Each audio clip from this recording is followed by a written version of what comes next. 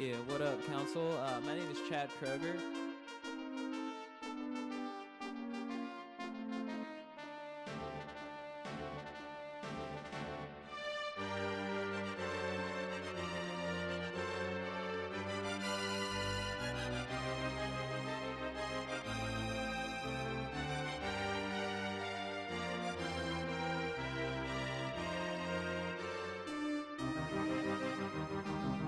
Wow, so cool.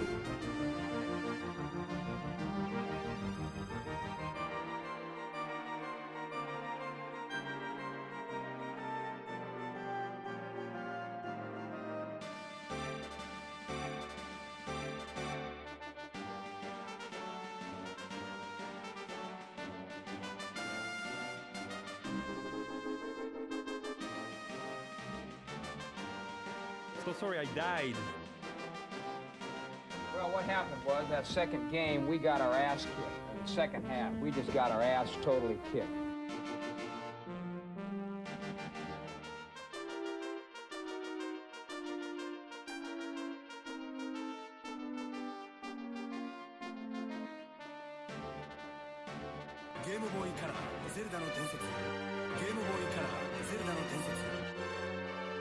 I'm gonna give you 50 bits straight.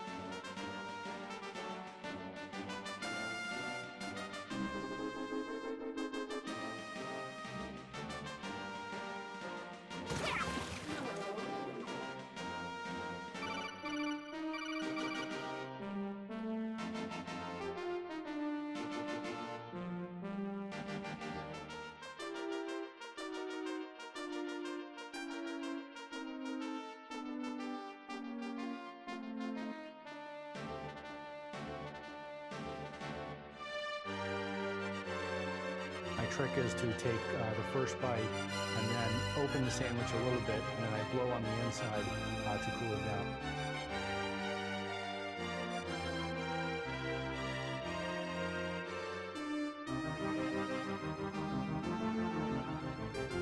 Nothing is for show, nothing is for certain. Nothing lasts forever, but until they close the curtain.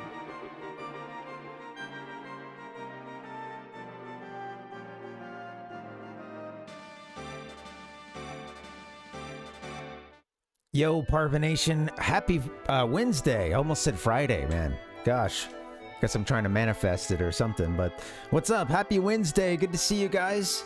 It's America's #1 online video game personality, Ben the Parvinator, Parvin here at your service. And stoked to play some DQ3. You know, been a couple days, of course, since we played this game, and where we last left off, sadly, we were picking up the pieces after having our party wiped. Lost them all 4 were dead. And they do die in this game, sadly. So, yeah, it's been a cool game. I think the reason why we died, though, was because I forgot about the whole, you know, you can put items in your bag, but during a battle, I don't think you can access the bag. I think the characters have to have items equipped to them. So we lost a fight that we were low on MP in, but with a few items on us, we would have been just fine. So, you know, we still had lots of attack power left, lots of oomph, but we just got to a point where we couldn't do any healing at all. So, Looking at a hummingbird's peanut. so it's no good. It's no good. Well, yeah, trying to get some more sound effects on the board, but I haven't had a chance to do that the last couple of days. You know, it's difficult. I think I threw maybe just 1 or 2 on in the last couple days. I think the only one I got today was, oh yeah, that and some cats. Yeah, good stuff. Yeah. Anyway, hey, got a good show for you today. We're going to get into the good old days, just like we always do. Going to talk about a few games that came out on this day in history, including one that came out in 2008 in Japan Mario Kart Wii, probably the highlight game, but there's a couple of other games that I'm really excited to get to as well. And we'll cover that in just a bit. I don't want to spoil anything for you, but yeah, 2 more titles other than Mario Kart Wii. Also gonna do a bit of gamer news as well. Gonna take a look at an article from The Guardian, and just to kind of have a discussion about what it means to pass the gaming torch to Gen Z and Alpha, so to speak. What does that look like? And the article was basically asking, you know, what's behind Gen Z and Alpha's fascination with all things retro gaming, and especially aesthetics-wise. So we're going to get into that a little bit later. I think you guys will like that story. We'll talk about it, and I'd love to hear your thoughts as well. Yeah, so should be a fun one. I'm going to be back on Friday as well, doing some more Mario Tennis. I think we should stick with that for just a little bit longer. I've been enjoying that, and I do want to see, maybe there's a point where something really breaks open and I just get to where I can pretty regularly beat that Star Cup and get the credits to roll. Finally did it at the end of the last stream. That was the second time we've done that, but for whatever reason, it was a tough go through, you know. Had to go up against Bowser in the finals, man. He kept waxing my ass. But it happens. All right, guys, we're going to get into some Dragon Quest 3. Dragon Quest. Let's do it. Oh, I picked up the Nintendo 64 controller. That's not going to work. Doo-doo, I want some cola.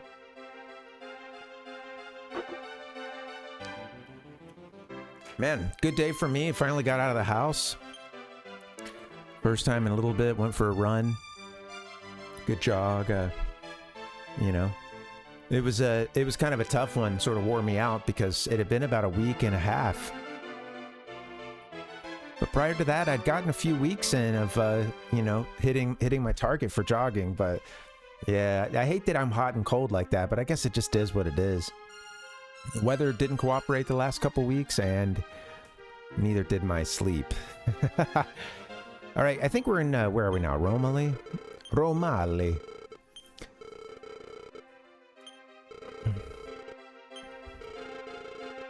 Is this where we were?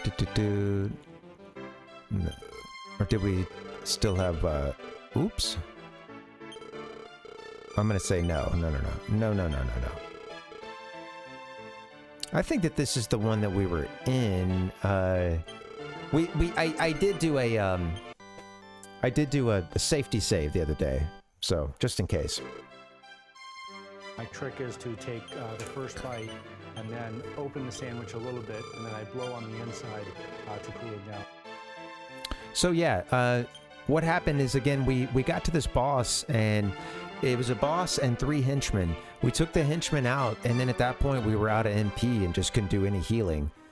And we, again, if we could have used maybe just a healing item or 2, I think our heavy attackers could have got the job done eventually. They were doing all right. I'm also going to try to be a little more disciplined about not using much magic. Let's make sure that this is the right, okay, it's got to be the right file. Everybody's got plenty of items on them. The medical herbs, the antidotes. Cool. All right, so we're gonna, does Benji have any MP? We're gonna use the spell to fly. That's return, right? Yep. We want to return to this place. And then, yeah, we basically cut sort of southwest to Champagne Tower. All right. I feel like I'm going to get into Champagne Tower and once again really not quite remember how to, you know, do everything in it. So be prepared for a possibly slightly embarrassing moment. Let's make sure our bag is good, too. How's our bag, baby? Our bag's got 5 medical herbs, baby. We could use a few more. Have we got any money?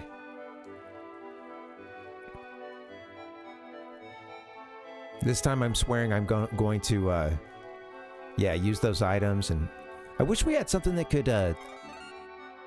Could fix up our MP, but sadly, I don't think there's anything yet. What is the luck? Okay, rabbit's foot, right? Raises your luck. Holy water. Or maybe zombie? I don't know. I don't know. What's the difference between me and you? Me and you? Me and you? Do full moon herb, rabbit's foot. We have 356 skills, so let's buy, the medical herb is really cheap. Let's just buy some more. Shoot, I wanted to buy several.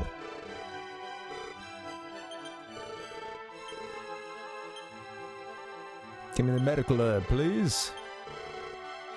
Shit, I keep just hitting, A, the confirm button, you know? It always takes me a while to remember how to use these. It's just a bit different from what I'm used to. And now I have to move it. Yes, okay. So we only have 356. We don't want wooden helmets. We're saying no to wooden helmets. The fuck?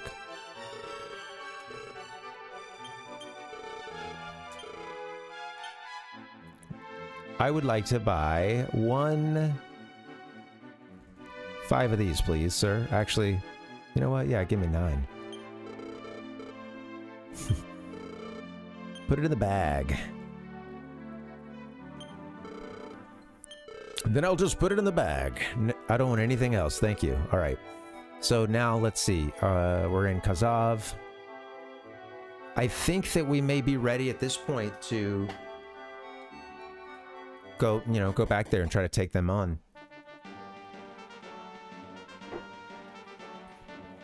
All right. Back through the treacherous territory. I'm liking this game, and I think at some point I would like to play some NES/Famicom versions of these games since we're doing the remake. But yeah, it's been really fun. Testify. Oh, I forgot to tell folks on Discord I'm live. Let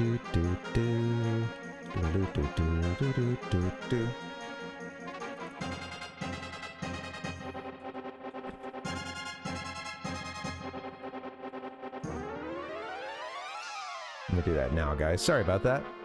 I know some folks don't do the Twitch notifications or YouTube notifications. And of course, respect that. I don't always do them either. Hell no.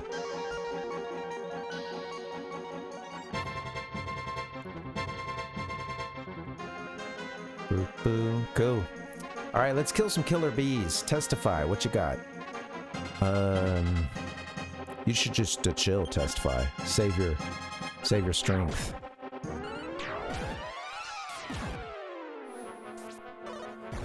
I'm Luigi, #1. Luigi, I love you, but we're gonna need to turn you down just a little bit, I think. Is that you? I got it. Oh, which one was that? I think this one. I'm Luigi, #1. Maybe that's a little bit better, Luigi. Alright, Killer Bee defeated. Each companion receives 19 experience points. And a bunch of little pieces of gold. Monsters just carry all this gold on them. Sad thing is, where'd they get that gold from? This world isn't doing so good, you know? It seems like it needs some healing. Could hit them all with the fireball, but they are pretty strong, these dead hounds, if I remember correctly. Let's see what kind of damage we're doing at this point.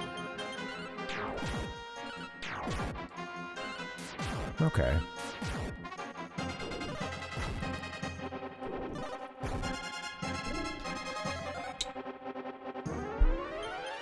I should get maybe a support spell if it doesn't cost too much, you know? Something like sleep could have been good every now and then. I should be popping those off, I think.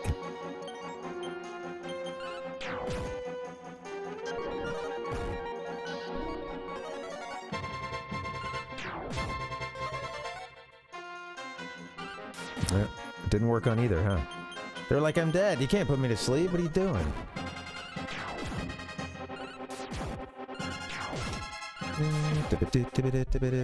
Here we go. Alright, Dead Hound's defeated. Let's continue on. This is, I think we just do this, honestly. Keep our as much HP as we can. Rather keep as much MP.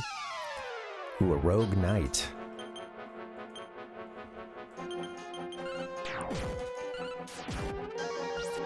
Ooh. Heavy defense for our rogue knight here. It's okay, we still smoked him. And here's our tower, just like that. Tower of Champagne. We're back. We're back, baby. Think I can go just a little bit before we start healing or anything? Actually, you know, we have so many medical herb.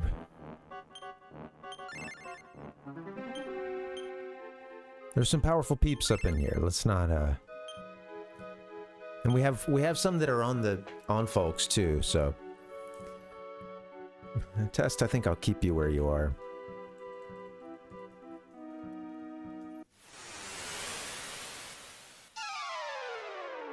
All right.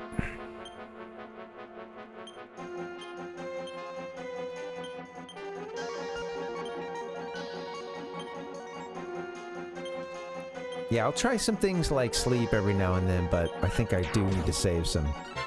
Oh, sweet. Can someone hit kills?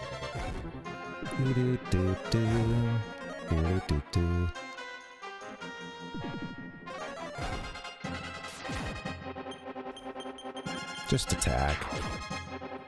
Yeah, just attack, man. Attack and then use some, maybe I should have gotten even more medical herb, but that's okay. We could do a bit of healing, too.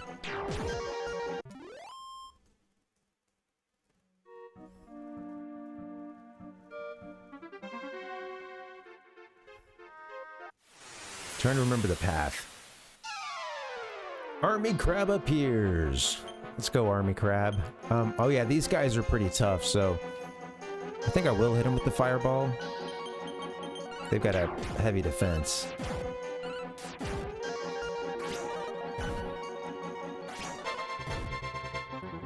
Thanks for hanging, guys. Happy Wednesday. Good to see you.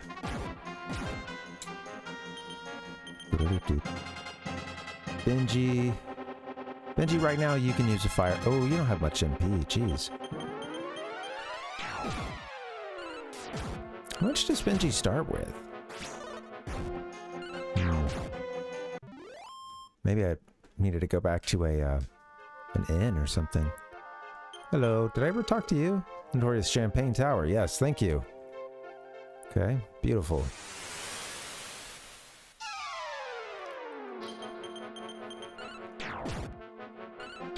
Just fight him. Fight him off. Here I go.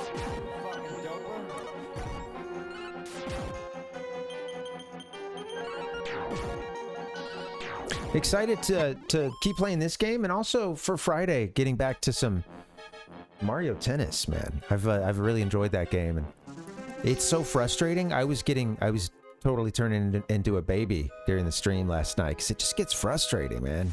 And you get tired too, and it can be a tough game when you hit the wall, you know, like some games are like that. This one for sure. Ooh, Benji, you need some healing, buddy. Don't die on me.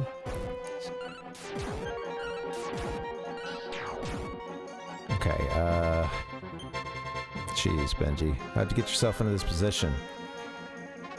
How many medical herb do you have? You just have one?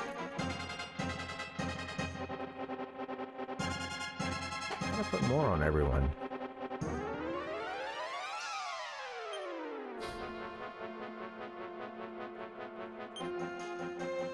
Well, I'll move some around. Give yourself a medical herb.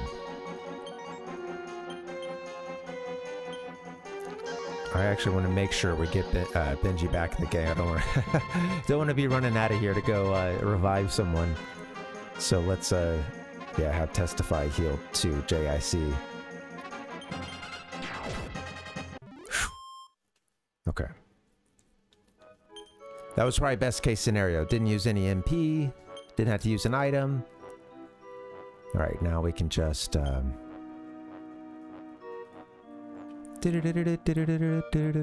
let's item and Bagu go to the...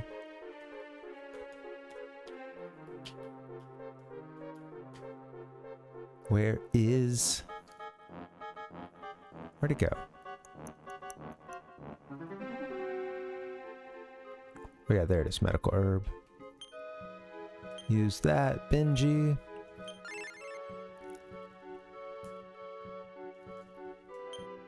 What are we looking like now? Okay. Rambo's pretty low too. Okay, let's get Rambo something. Medical herb.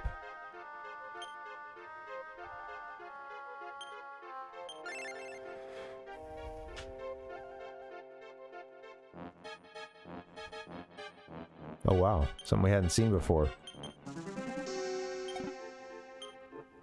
430 gold pieces. Good. In case we wipe again, we'll have some money at least. I should have bought some more medical herb. I thought that'd be enough, but yeah. Turns out you need a lot.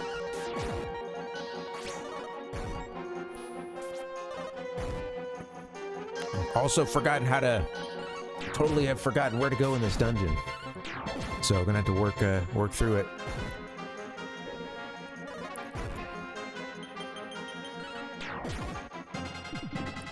It's tough when you fight a pack of all different ones. Like there are some moves that'll work against all kinds of enemies, even the different monster types, but some of them are just by monster type group.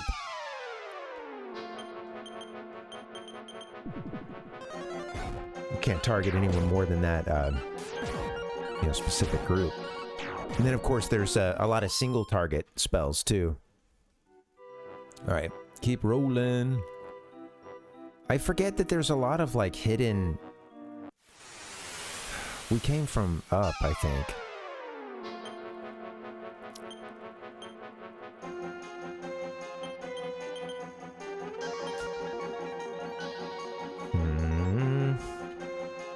You put them to sleep or anything? Hit them with the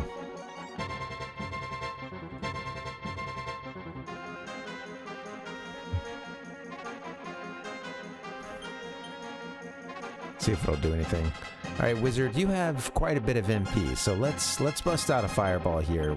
Soften these crabs up a bit.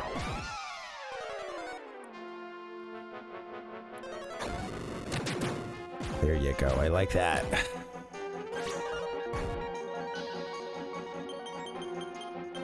Sleep coming in handy. Saving a little bit of damage. Ouch.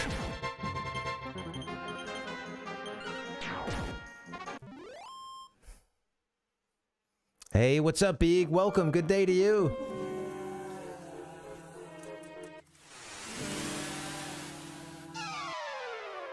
Fighting killer bees and army crabs here, you know? Making for a tough day. But we got plenty of medical herb to make it through. Actually, hopefully we do. It might be a bit short. Oh yeah. Hope you're well. Put them all to sleep. Okay, testify. You should heal up Wizard or something. Wizard, you should fireball. I don't know. What should you do? I don't want to use all my MP.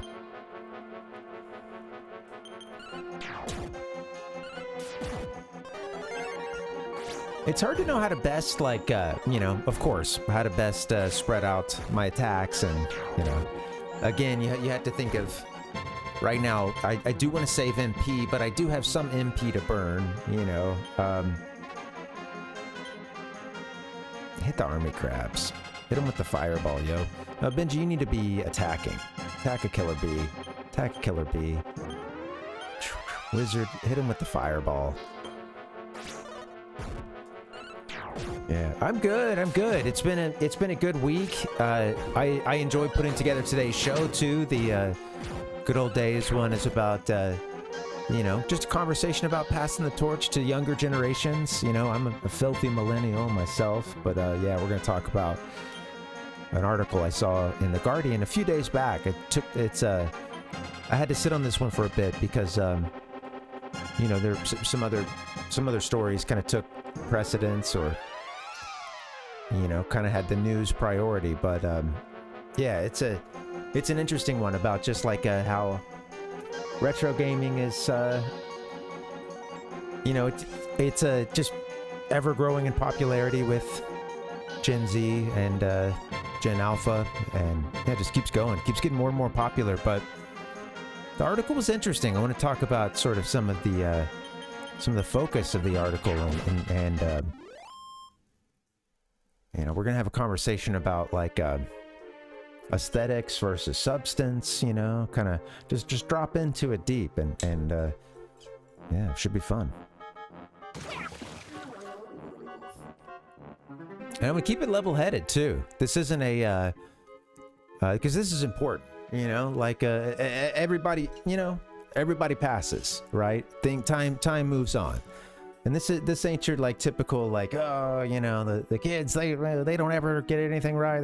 You know, there's balance to this, and yeah, we're gonna get there, gonna get to that balance, you know. Yeah, R.I.P. to the Wii U, you know, R.I.P. I think everybody's having to deal with that one in their own special way right now, you know. Yeah. I wasn't able to stream the day that it ended, but I also don't have a Wii U. For me, there's a bit of a personal level of regret, you know, because, yeah, the Wii U was always calling and I never picked up that phone, and now it's too late. You know, there's kind of that sense of missed opportunities with the Wii U, you know, but you can't dwell on that kind of thing, you know, at the end of the day. But yeah, R.I.P.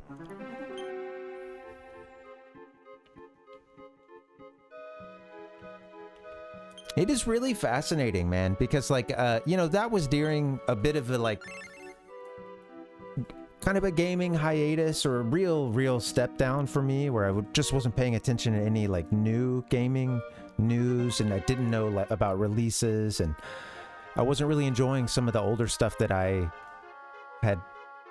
just kept playing. I was sort of burned out on it. I needed to get a second wind on it that I would get later, but at that moment it just wasn't working for me. And like I feel like I totally missed the Wii U's release, or like I heard the name Wii U close to the release date of it, and remember being like, what the you know, like what are they doing? I did have a Wii. I played a lot, but was still a little underutilized IMO in my household. But yeah, it's such an interesting. I just, you know, what all went wrong, you know. I'd like to find a good documentary to dig into, and just kind of, it seems like such a terrible marketing decision after decision. I barely knew about it coming out. I think, like a lot of people, I did hear the name around the time that it was released, you know, and there was kind of some general confusion, or like just jokes about, you know, it sounding like an ambulance, or sounding strange, or, you know.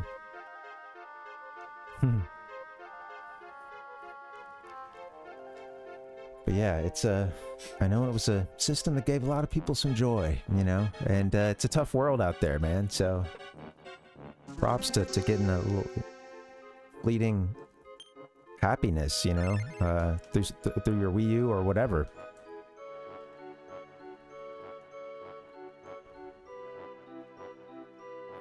All right, we're still looking for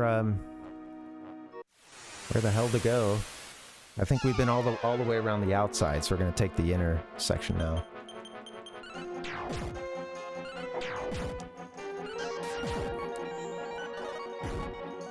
Again, going a little brute force for now, even fighting with the mages sometimes, because just want to get through with as much MP, get to these bosses, and then have a really good chance to just hit them with the toughest magic. Have a dedicated healer. And really just, yeah, just really crack the battle wide open. That's what I need, man. Okay, so, I think that they're, like, on one of these levels. Maybe on the other side of here.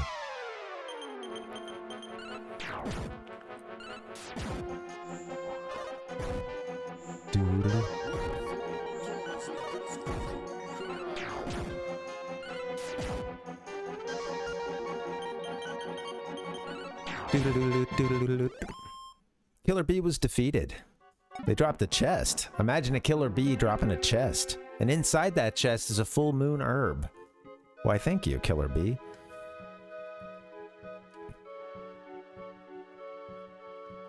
Okay, they might be on another level somewhere, but there's an exterior where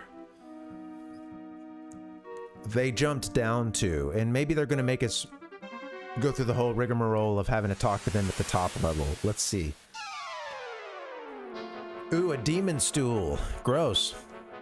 Sorry, this, I was drinking some of this, like, you know, I've got like a diet soda and I'm just burp city over here. I'm sorry, I don't mean to be gross, but it's just like, I know that I don't think that they were audible, but it was a lot of hand in front of mouth, you know. Ooh. Not trying to ASMR you guys. Unless that's what it's gonna take to get a sub. Damn. What's the difference between me and you? No, just kidding, man. We have principles here. I'll give you like some. There could be like some gamer ASMR. Like if you want to hear some Nintendo 60, like a squeaky old Nintendo 64 controller. I could get that rolling for you later. Get that isolated. Turn off the fan.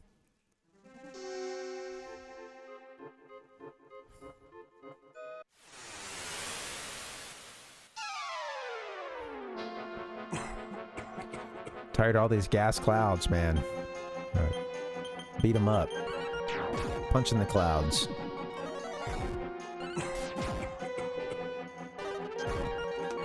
B, you have some great emotes. I always applaud, you know, want to applaud your usage of emotes here.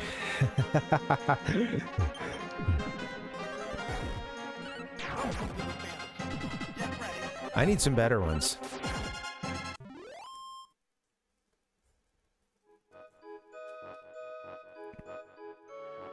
I think we're here. And they might be on the other side of this level. I don't want to run into them yet. I want to... Yes, okay. All right, here's the battle. Let's just get set for it, and then let's try to kick some ass. Hopefully, this time we got it done.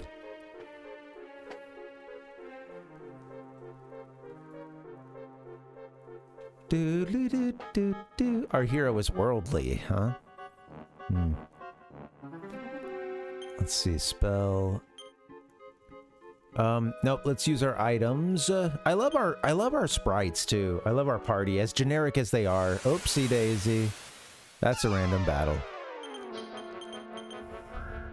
But yeah, this was kind of the, I think the game even sort of is like, cough cough, hey, this, you know, this is one setup you could do, you know, so it sort of recommends it as, I don't want to say default because it doesn't ever make you like choose these or have it as the something that needs to be turned off, you know, but yeah, someone kind of recommends it as a something to think about.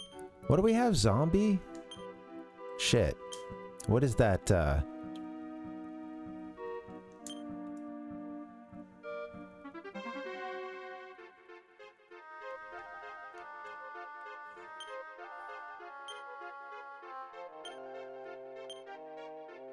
It was poison. Okay. I gotta get used to what these symbols are. Yeah. Oh man, good to see you guys again. Happy Wednesday. Thanks for hanging.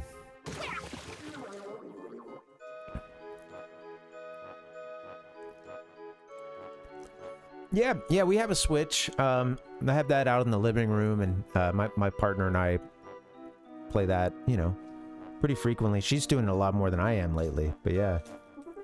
It's, you know, I think I do really like the concept of it being handheld and being you know, and it being a home console as well. I think that actual Switch function is very cool, and I think that I do not really like it as handheld, but I'll do it, you know, on a flight or something like that. But I at this point, I don't know if I would really love handheld stuff, you know. It's been a little while since I've done it, and I think I just really prefer at this point like having it on a TV or monitor. But yeah, what about you? I think overall it works for me. I think it's it's good. But again, I have taken it with me portable, you know, not to say I haven't, you know, but it's like, and not just for a flight or something, but it's, you know, it's big. It is, the thing is big, and I don't really like the default like Wiimotes or Wiimotes. Joy-Cons are too small for my hands, you know. I got some pretty monstro hands, so that ain't gonna work. It's too small. But yeah, but I mean, I can play it in a jam, you know, and have brought it on the go, but not a whole lot. Not like I used to do something like my 3DS or DS. But who knows? It's different times too, you know.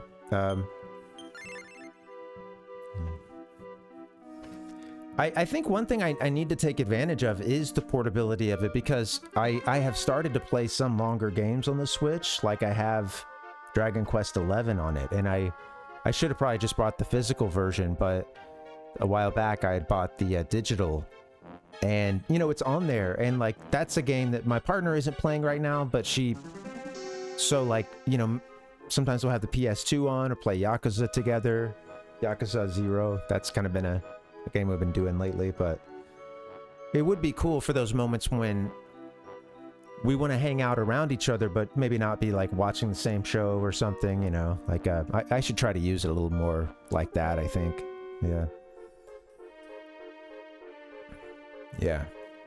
Yeah, the controllers do feel flimsy. It all does feel so delicate, you know. And I've always been a person who's wanted to take care of my stuff, but I have to admit the stuff before did feel like a little more durable, or you know, you know, I did feel like my DS, my 3DS, these things did occasionally take a tumble, not a huge one, but you know, like, whereas the Switch, I don't know, I feel like it'd be game over.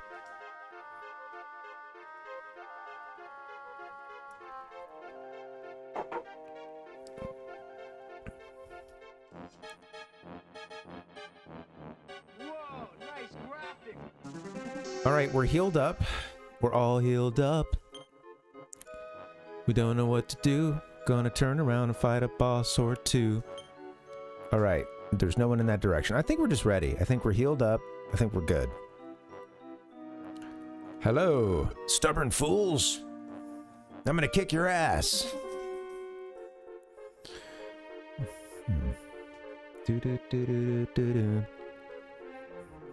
I would like to, I had missed your last sentence about the Wii U tablet. I've only had that thing in my hands one time. I was over at a buddy's house, and he had a Wii U, and he actually had really deep regrets over having bought it. I haven't spoken to him since the demise of the online service, but yeah, he maybe he's come around, but he seemed to think like it was a big regret. I should hit him up and be like, hey bro, can I get that? How much you looking to get rid of that thing, man? Trying to get a modded one? Yeah. I hear that there's rumors that it isn't always that difficult to do it. But yeah.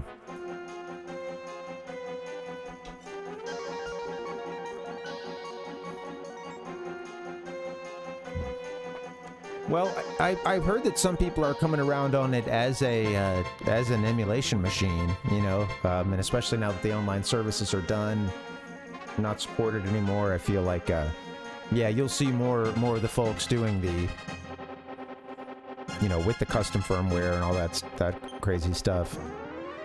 All that crazy stuff. Those hackers, man. All right, now we can just start, you know. Oh, the fireball and stuff only wants to hit one at a time? Is that what I'm seeing? That's some bullshit. Alright, so let's take the henchman out first, and we're going to do Kandar. Let's see, I'm going to have...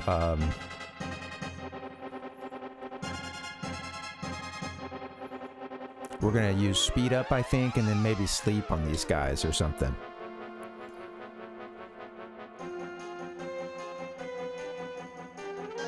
try sleep first, I guess.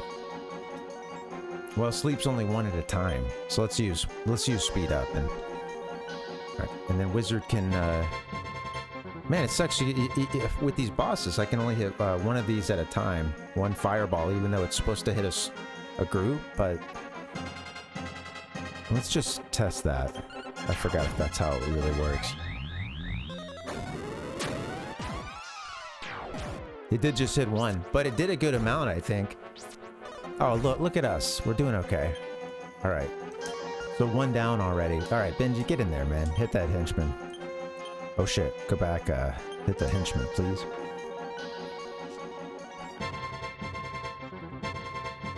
Yeah. That's interesting, yeah. It's... Yeah, you know, it is interesting just because on Reddit and elsewhere, as soon as it was announced about the online services and about the, you know, the, what do you call it, the virtual console services and this or that being shut down, everyone is in the comments, man, trying to help others out, you know, trying to help others archive their favorite 3DS games or whatever console games that they own and love. And protect those games, you know. It's really interesting. I think why don't we try to put Kandar to sleep, and then since he's probably doing all the damage.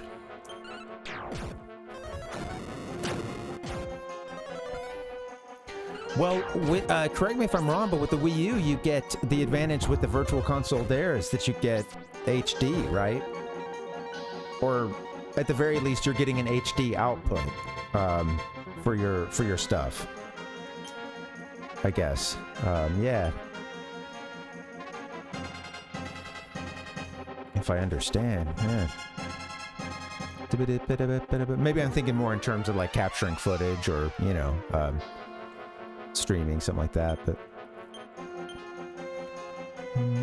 all right, let's, okay. So we're gonna need some healing done. Let's get, let's make sure, you know what, let's make sure everyone stays healthy here. Benji's gonna heal himself. Rambo's gonna fight. A henchman, Testify, is gonna...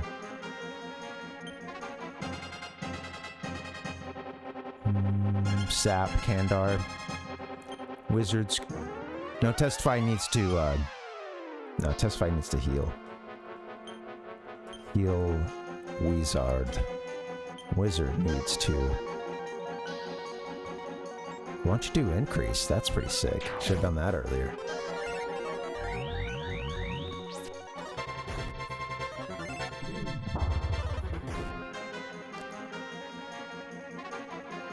Yeah.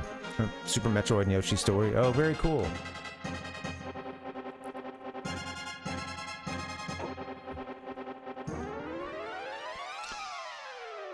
I love stories of that, of like with Virtual Console or other things, of people playing a game that way their first time, you know. And there's definitely a few like that. Castlevania, the first time I ever played the original Castlevania was on my buddy's Wii. We had it for yeah, the Virtual Console. It's a lot of fun. All right, Testify. Do your thing. Heal Benji. Wizard. How about you? What you hit? I could use Bang. I think that would hit everyone.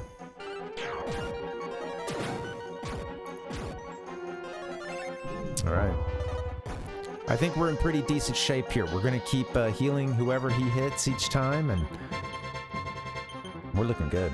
Yeah. Yeah, RIP to the online being down. Yeah, one of the games we're going to talk about later is, sorry,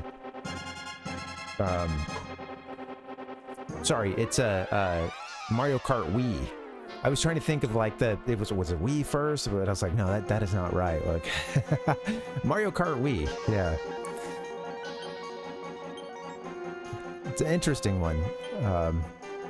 But yeah, I just totally missed out on the Wii U. You know, I heard about the name. I knew that it was being released. I didn't look into it very much, and Yeah, just missed that era.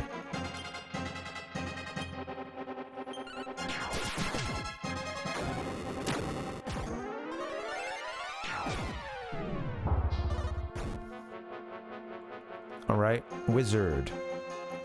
You're close to death.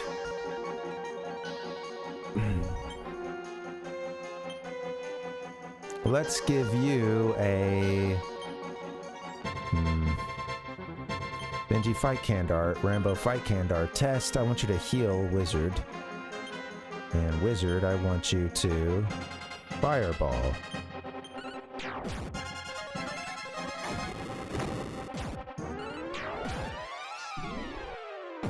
Look at that attack, man. That big axe attack he's got. An axe attack. What's the difference between me and you? Okay, Benji took some damage that time, huh? Alright.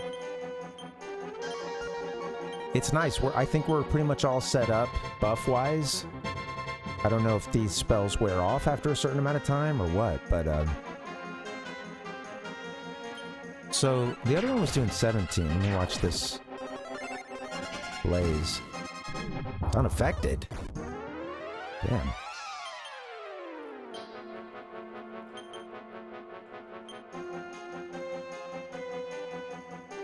Testify. Let's see. Can you put somebody to sleep? Can you put Kandar to sleep? And Wizard, can you... Why don't you try Ice Bolt? Hit him with the ice. 35 damage. Okay. That seems very solid.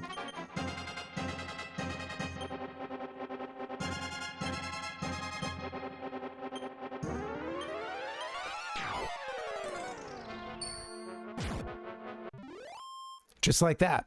All right. Hey, we did it. And we didn't actually need any items on our person this time because we had enough in the stash, enough in the bag to get here fully healed up and with a lot of MP. So, boom. I think that's the first boss fight in this game. And it's done. Everybody got 610 XP. See some leveling up. Testify, level 12. Testify learns Gale and Antidote. Oh, cool. All right. So now we have a spell that can heal poison, I guess.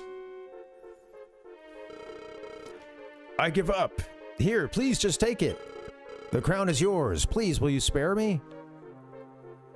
I think we spare this guy. I think we're going to say yes. Even though maybe we shouldn't. Could come back to bite us. Thank you so much. I'll never forget your gratitude.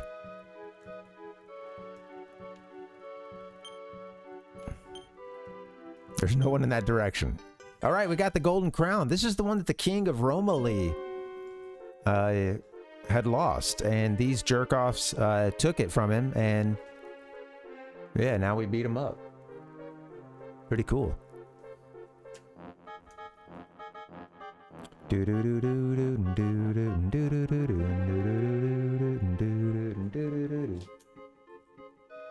All right.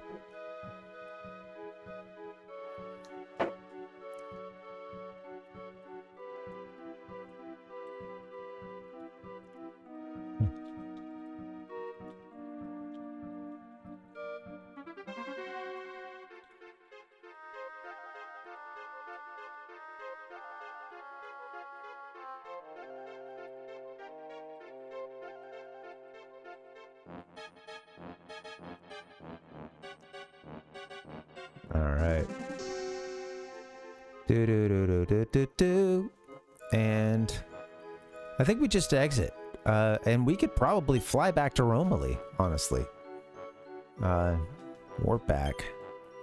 Benji, can we do that? Just, I think that's probably the move, unless we want to get a whole bunch more experience on the way back. But we don't want to take any chance of wiping again, so let's... Oop. Our head bounced off the ceiling, but we're on the...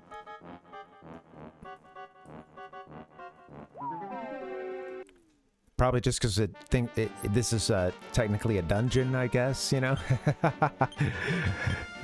That's funny.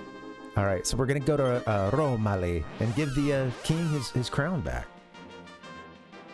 Here I go.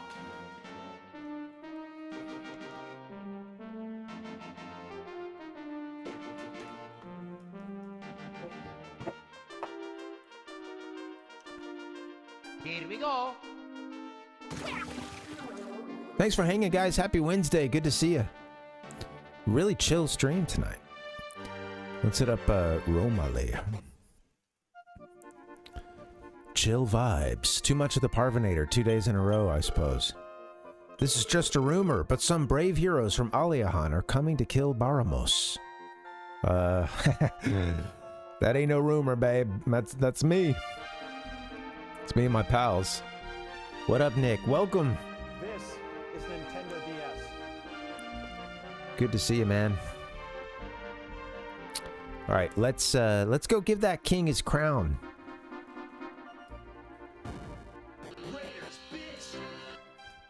Dude, bust up in there, Raiders.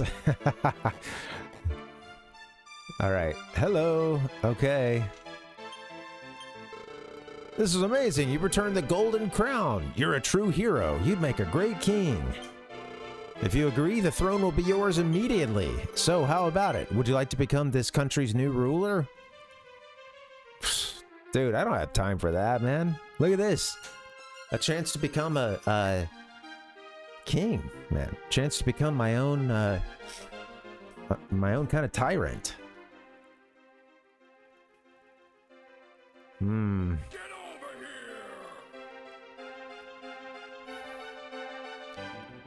I swear I could be a benevolent philosopher king, and I could really help the king, the country, question mark, of Romali. Yeah, it says country's new ruler. I'll trust fan translation here. We're gonna say no. No thank you, sir. You'll never have this chance again. I won't let you reconsider this. For the last time, would you like to be the country's new ruler? If you agree, the throne will be yours immediately. So how about it? Would you like to become this country's new ruler? You sure are a stubborn one. I, for one, never let my will get the best of me. If you agree, the throne will be yours immediately. So how about it? Would you like to become this country's new ruler? No. My goodness, you still won't accept my offer, but you'd make the perfect ruler. If you agree, the throne will be yours immediately. So how about it? Would you like to become this country's new ruler? My God, I'm running out of ways to convince you, aren't I? If you agree, the throne will be yours immediately. But so far, we've had original dialogue every time we've denied it. I guess there is just no convincing you. Benji needs 8... Alright, and now to the point of saving. Benji needs 1,800 experience points before reaching the next level. Rambo needs 1099. Can't his retainer just, like, show us this or something, you know? Would you like to save your progress? Yes.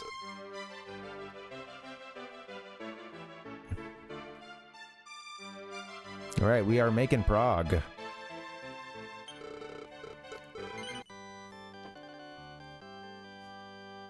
Saving over, baby. Come on. I would like to continue my journey. Now be on your way. Okay. You know what? Offer accepted. Shut up! He does like a Final Fantasy VI, like when Kefka attacks someone, takes a bite, question mark. There's like the, you know, the screen sort of does the like red flash.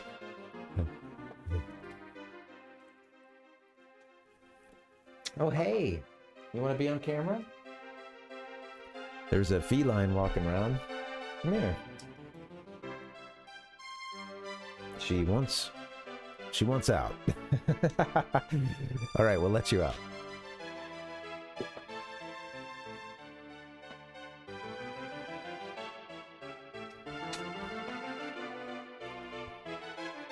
I like that emote. I got the fan on because it's really hot today, and I was melting down the last time I streamed. So, yeah, I got the fan on this time, and it's on full blast. 3 out of 3. Yeah, I've been hearing a lot about that, Nick. Yeah.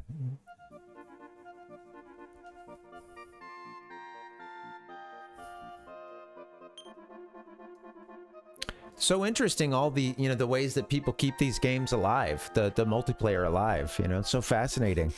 I remember for me, I think an acute loss was, for me, was Mario 35. I got really into that game, and there was a, you know, it was out for 6 months, and I got pretty good at it. It was like, you know, I'm not even a huge Super Mario Brothers 1 head, but, you know, I played my fair share of it. It was probably the first game I ever played. Although I don't quite remember, but I think it had to be. There were some early pictures and stuff, but yeah. It was fun. Yeah, competitive Mario was really fun. When it got to the end of the races, it could look so insane. And I remember I would just put on some... I just really remember a couple things, like either having a buddy on the phone, talking to him while we played, and then, you know, we would jump into the same lobbies together, which is always kind of difficult. Thanks, Nintendo, you know. But we found, you know, ways to get into the lobbies or just jump in at the same time and sync our entering the lobby. You know, you guys were having to do a lot of that, it seemed, but yeah, it was fun. I would put on some music sometimes if I was playing by myself. Like, I remember loving the band Hella. They're this like sort of kind of like math, a little like sort of math rock band out of Northern California, and it's got the drummer from Death Grips, and it's mostly drums and guitar, but like they do a lot of atmospheric stuff as well. But yeah, there's this one album that I just would put on, man, and the first song on there, I would just start kicking ass for whatever reason. I think the music was chaotic, but planned enough to where it was like, I do feel like, because having your own music on or whatever, you know, it could be hit or miss in terms of concentration, but I think definitely more often than not with this album, man, I would just put it on and something would just kind of click, and I have a lot of memories of that, you know. It was during COVID too, so.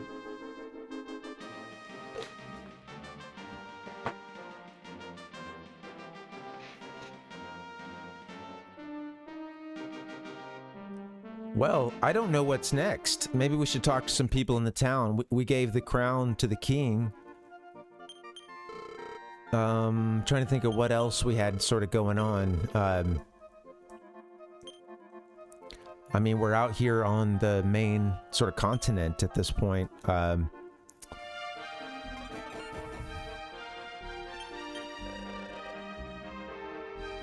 Like, what could be going on in Kazav or something? I think we've read all the books here, checked all the books. Yeah.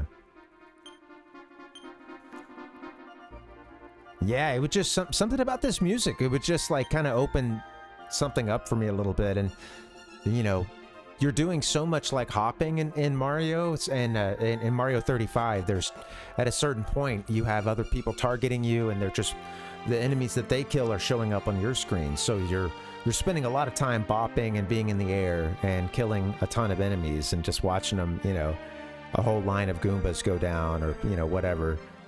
A screen full of Lucky 2 that you've got to navigate or stay at the top of, and it's just getting crazier, you know, like it was very unique.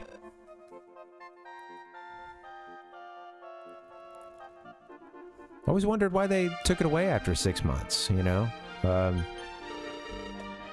I mean, ostensibly it's supposed to be an anniversary thing, hence the 35, but you know, yeah, why, you know, these other games are still going, but then again, for how long? My partner's really into F-Zero 99. I've mentioned that a couple times, but yeah, she plays a lot of that and Tetris 99 and I hope those games stick around for a while, because I know it's like she's started to do that, you know, some evenings, like once she gets off of work or something, and just, you know, 10 or 15 minutes on one, 10 or 15 minutes on the other game, and then it's like a good way to wind down, you know? Come on. Process some bullshit from work, you know?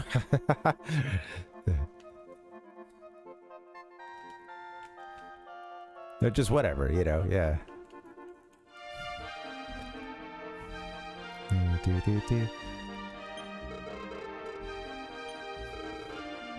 Put them in the bag. Actually, I used a lot, so let's buy a bunch more. Damn it, I keep buying the single medical herb, you know? I did it again. I think I keep refunding it because I'm hitting B there, but I don't know. Alright, let's buy them all. Buy 9.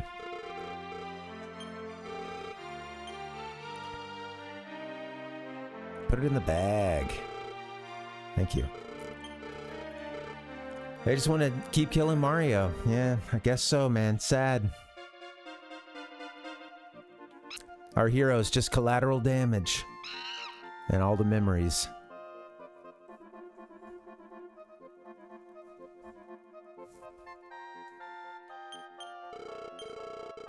Well, let me go talk to the king again. Maybe he will have something else to say other than my experience. Let's see. He seemed pissed that I wouldn't take the throne from him, you know? Too bad that Benji never became this country's ruler. Benji needs 1800 EXP points before reaching the next level. Now I'm like, should I have accepted it? You know, I don't know.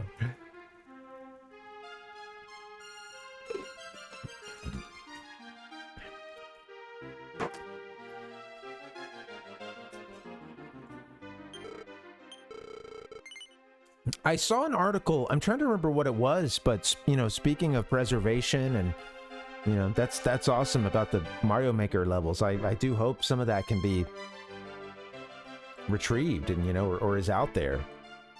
But yeah, do I still have it up here? Oh yeah, it was the Dragon Quest VII DLC stuff that they spent 340 hours saving Dragon Quest VII's DLC.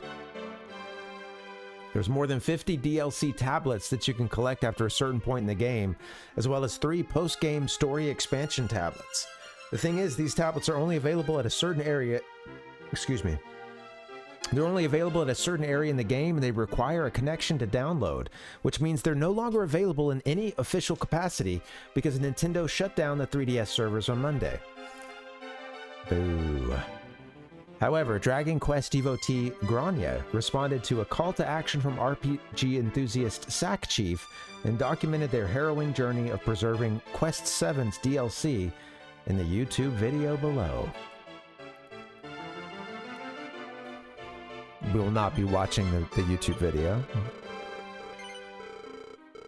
but it's out there.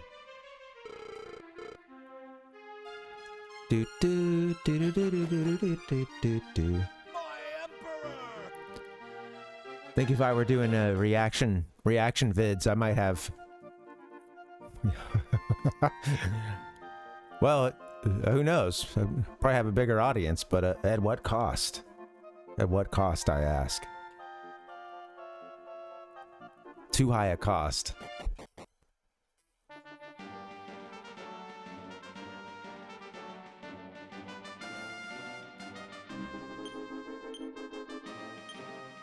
Do do do do do do do do do do. I suppose I do some reaction stuff. Like we'll watch like a video that accompanied a game when it came out or something. But this is all more akin to doing like a fucking like live PowerPoint presentation sometimes. Just in terms of, it's like I try to have a good professional setup, but it's more like, hey, here is a presentation I've prepared, and it's Everybody's doing their best, you know. Well, yeah, I like putting together, of course, you know, audio, visuals that go with it, you know. Thanks, Nick.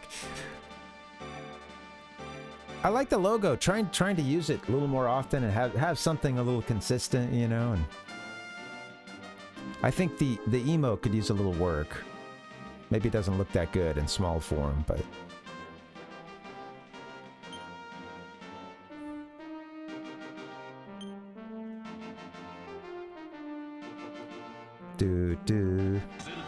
I really don't know where we're supposed to go next. So, I mean, let's take a look at our map and I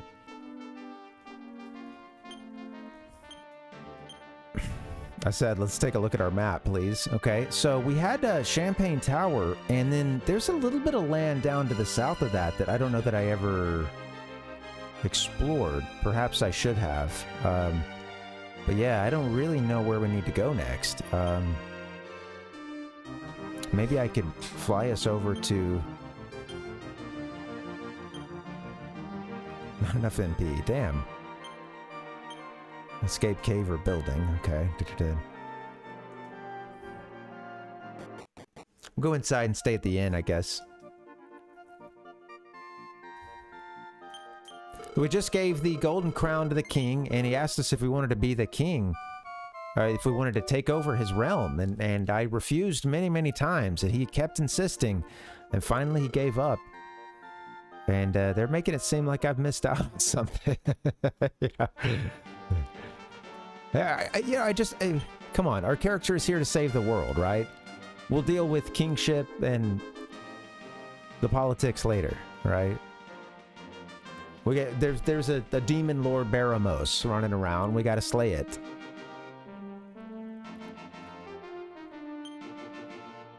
All right, let's return to Kazav.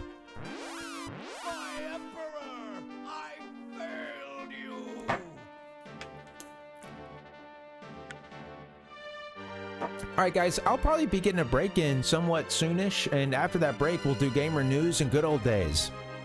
For good old days, we're talking about some games that came out on this day in history, including Mario Kart Wii, and then a couple other games too. A couple games came out, well, they're a little bit older, so came out prior to that one. The 3 games in total should be fun. And then, yeah, getting to a gamer news too. Just I'm going to talk about an article from The Guardian about Gen Z and Gen A and their growing interest in all things retro gaming, and especially the aesthetics of it. We're going to take a look at that article, kind of break it down, get you guys' opinion, and have our own little conversation, and talk about passing the torch. What does that mean? Is there any such thing? Should be fun.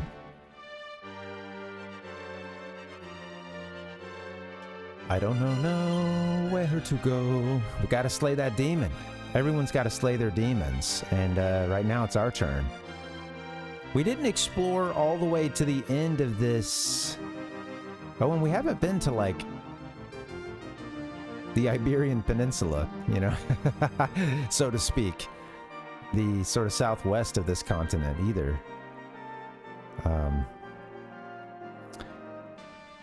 All right, we're pretty strong, so let's just do a little traveling and a little exploration, I suppose. Never hurt anybody. Let's go, girl. Never hurt anybody, and then we like run into a dragon or something. Kill the dead hound. I listened to the new MGMT album today, and that was interesting. Oh, I think we need to be on the other side of the... Wait, can we use this bridge now? Oh yeah, I think we've been in this section, and there wasn't anything else for us to do here.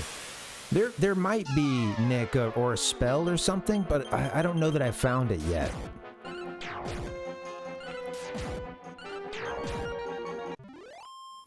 I do know, like, I have read in this game that, you generally I think running is kind of encouraged, or rather discouraged. Obviously, like if you find yourself in a part of the map where you've just gone too far for your equipment or whatever, and that they're, you know, the game kind of hems you in like that sometimes with enemies that are just too much for you. But yeah, they don't really recommend running away unless it's, you know, pretty dire, you know.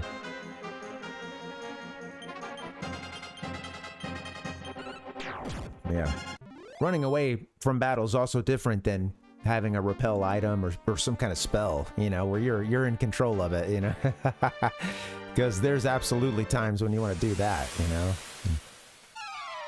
Mario is an Italian. Maybe you've made a wrong turn, you know, and you made the same wrong turn for the third time, and you really don't want to deal with all the enemies you're gonna have to deal with.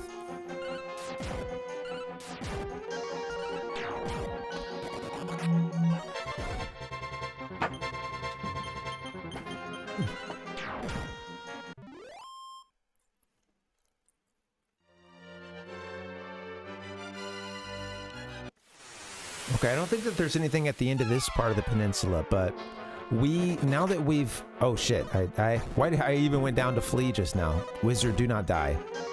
The wizard's gonna die. Oh, God. Close.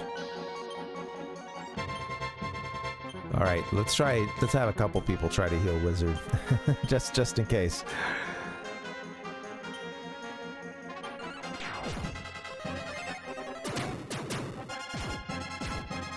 Bang.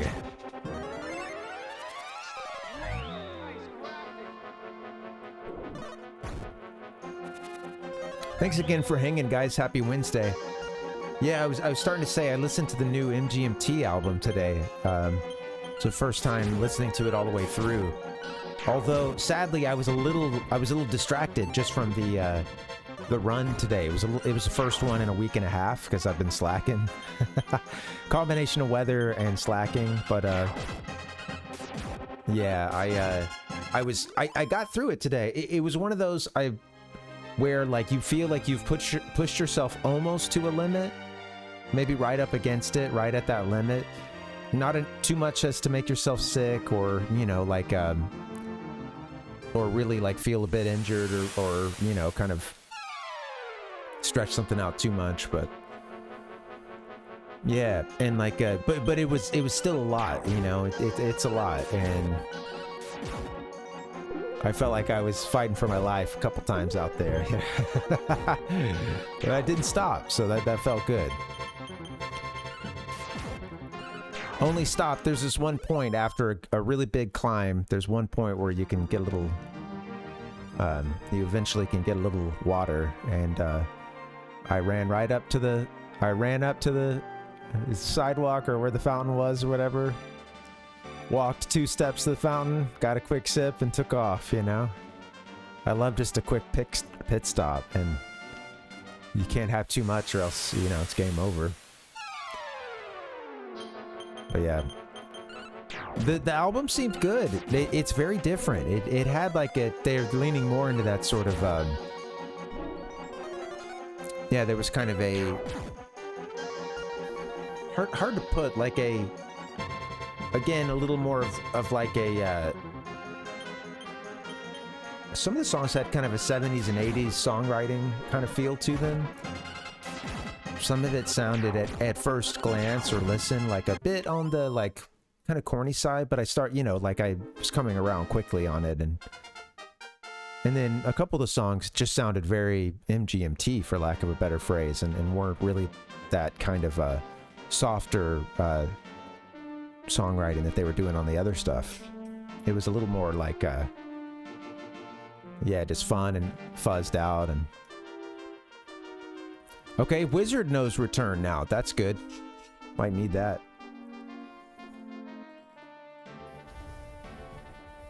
We're going to talk about a Bomberman game later. That's one of our good old days.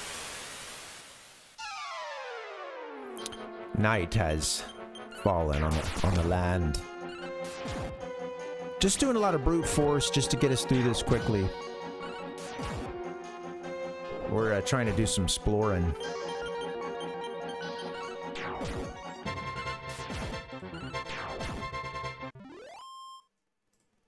Do. I'm gonna have to get that break in soon, though. Darn it. Dadgummit. Ooh, Batman appears. 4 of them, in fact.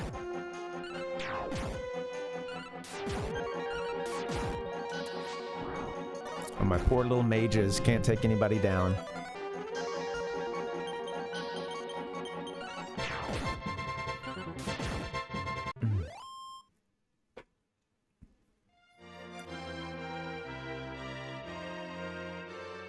I don't think that there's anything above this area. I think we've explored that.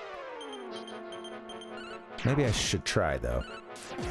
The good thing is we're getting some gold, so next time we get to a town that's new, we might be able to kit our folks out with some, you know, some new stuff. Get some new gear. That'd be nice. What is this, is someone undead right now?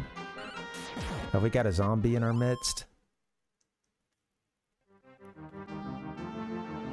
This connects here. Let's go to Kazav and heal.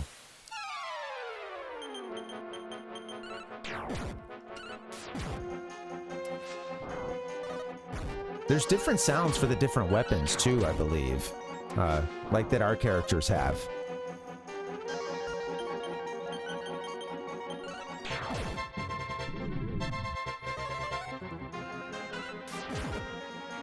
Hey, Mario Tennis has been fun too. Very frustrating. I was a total little baby during last night's stream, but I finally beat it and I felt good about life. I was getting really tired and exhausted, but not my best look. It's all good. Yeah. You know, just trying to feel alive when we play these games, you know?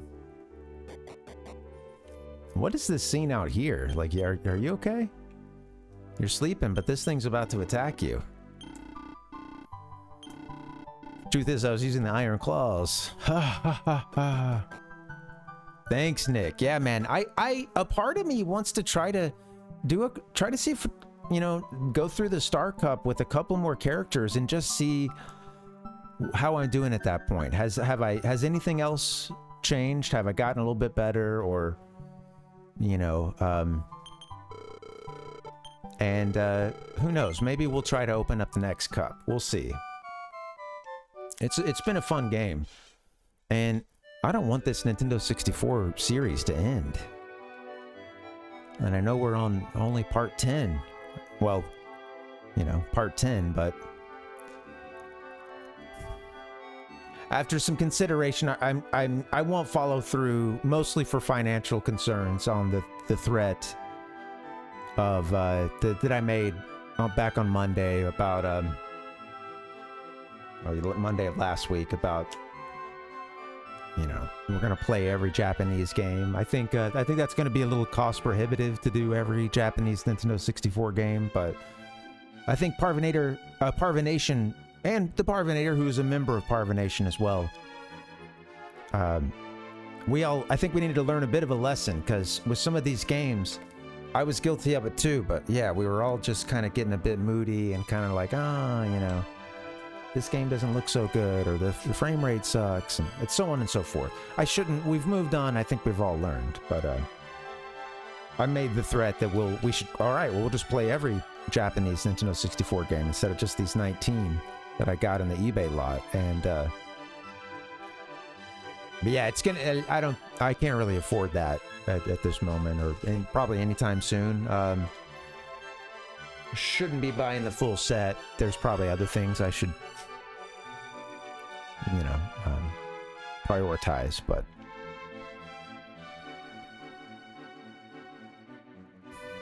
yeah, that's it. Yeah.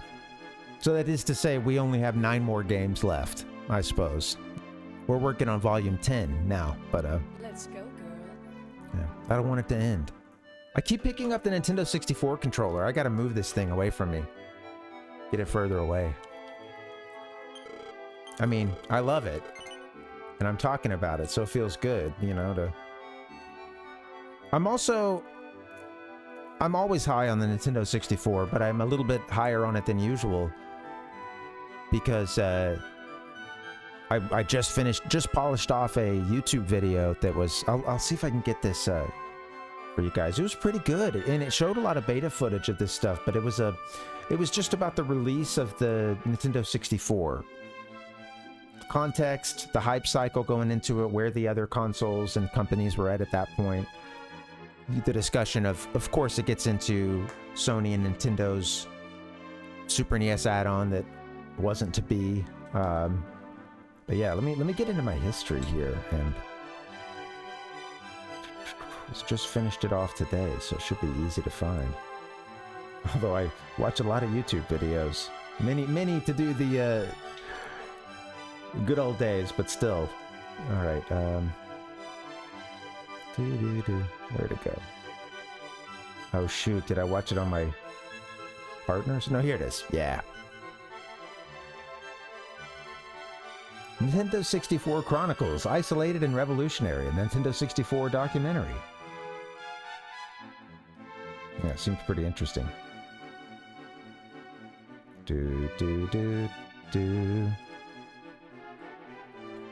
I enjoyed the documentary. Don't know anything about the channel or anything, but the documentary was fun. Let's paste.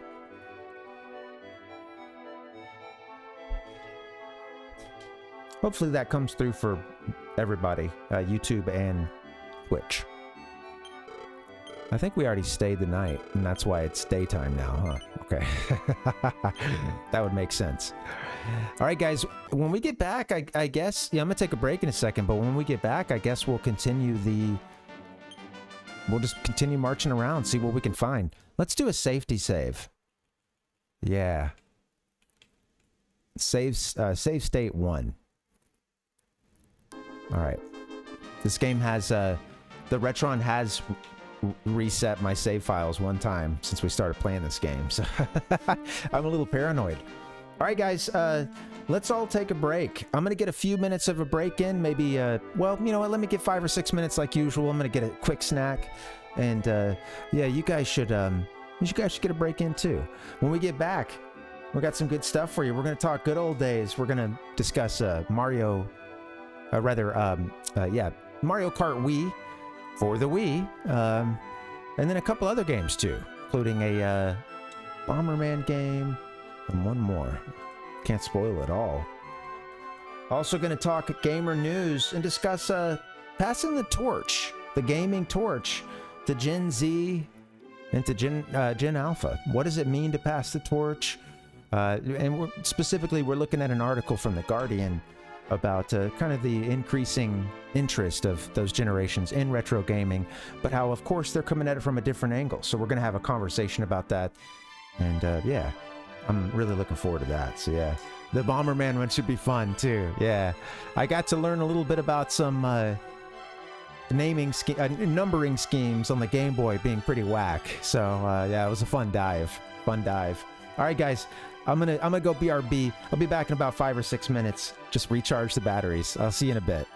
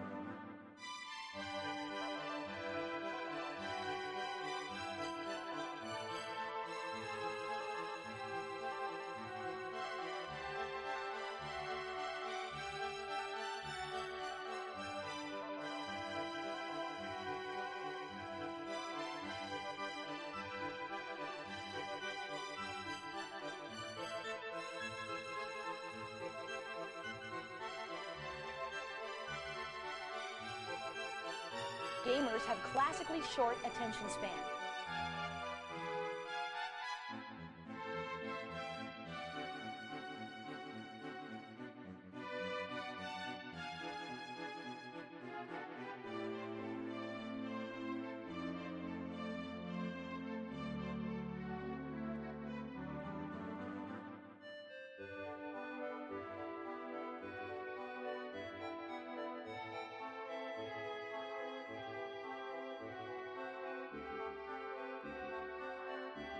Ayo gamers, happy Wednesday, good to see ya. Let's go, girl. This headband is killing me, man. Gotta let the 5 head loose for a bit. Woo. Maybe throw on a hat. Let's see, what have I got? What can we do here? Boom. All right, always grateful for good games, good community. Ah, good God. I hope you've all enjoyed our The Parvinator is back. Good to see you guys. Parvination is back too. Welcome, happy Wednesday. How we doing, folks? Hope you're good. This is Nintendo DS.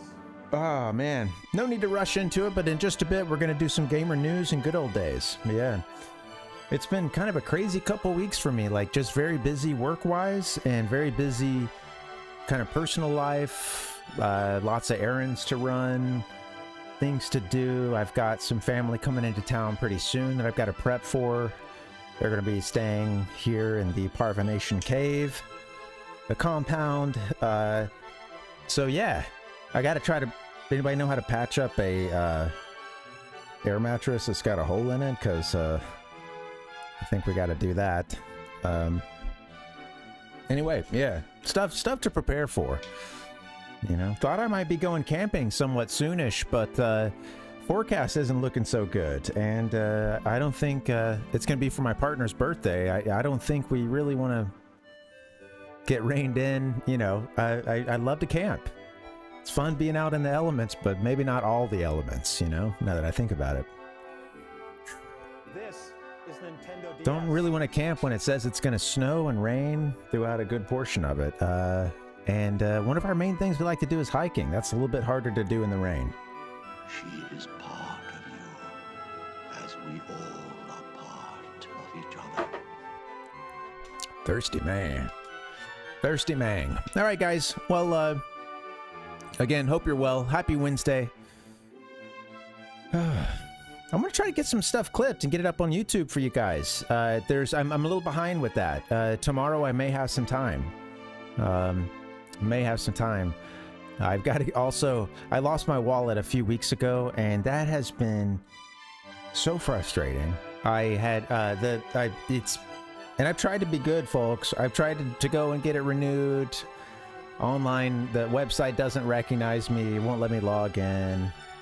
So on and so forth. It's been a pain in the ass, and I think I have what I need to go to a DMV kiosk and finish the job and get my replacement after much ado. So yeah, gonna handle that tomorrow.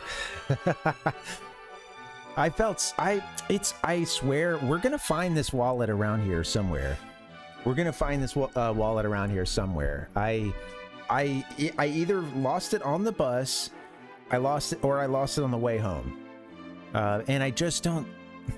There's a possibility it could have like fallen out of my lap, like if I didn't put it in my pocket, or pockets could have slipped out. But yeah, I feel like it's a low chances. I really think I got home with it and put it somewhere weird, but we tore this place up twice.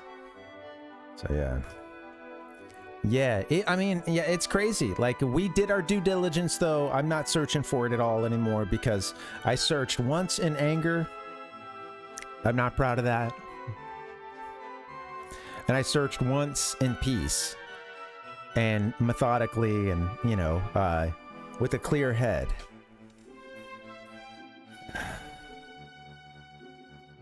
It's nowhere. And I got my partner who is like just amazing at finding things, because I'm not. I try, but yeah. All right, guys, enough about that. Don't lose your wallet. Hold on to that thing, man, because it sucks to get it replaced. At least in my situation, it has. Ah, dude. Anyway. All right, guys, with that being said, let's talk about the stuff I know a little bit better than getting a wallet replaced. That's the good old days, old games.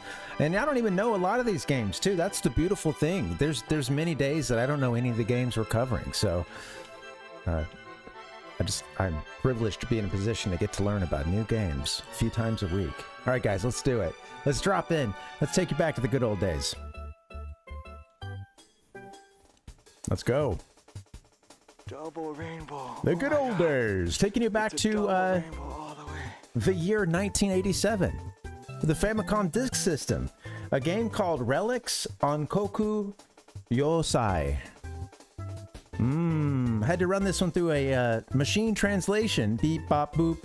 We get Relics TM Fortress. Defeat Hell, the ruler of Otaka Rise Up Hero. The Shining Princess is waiting for your help. The most talked about PC software is finally available as Famicom software. I'm sure it's better in the Japanese. I'm sure it flows a little better, right? Very cool box art. Yet you are seeing a 3D box here. This one, they went ham on the packaging, man. They spared no expense.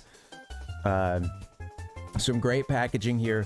I want to get the website that I got this from. I won't go get it now, but I'll try to put this in the chat later, or get it in the description as well. But there was a website that just had some beautiful pictures of a complete in-box set of this thing, and it came with you're not seeing it that well, but it came with a huge tin.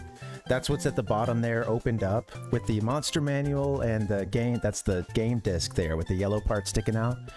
But yeah, it came in this huge tin. It's inside of that larger box, and then a couple other, like a full-size manual, and then I don't know what that other insert is.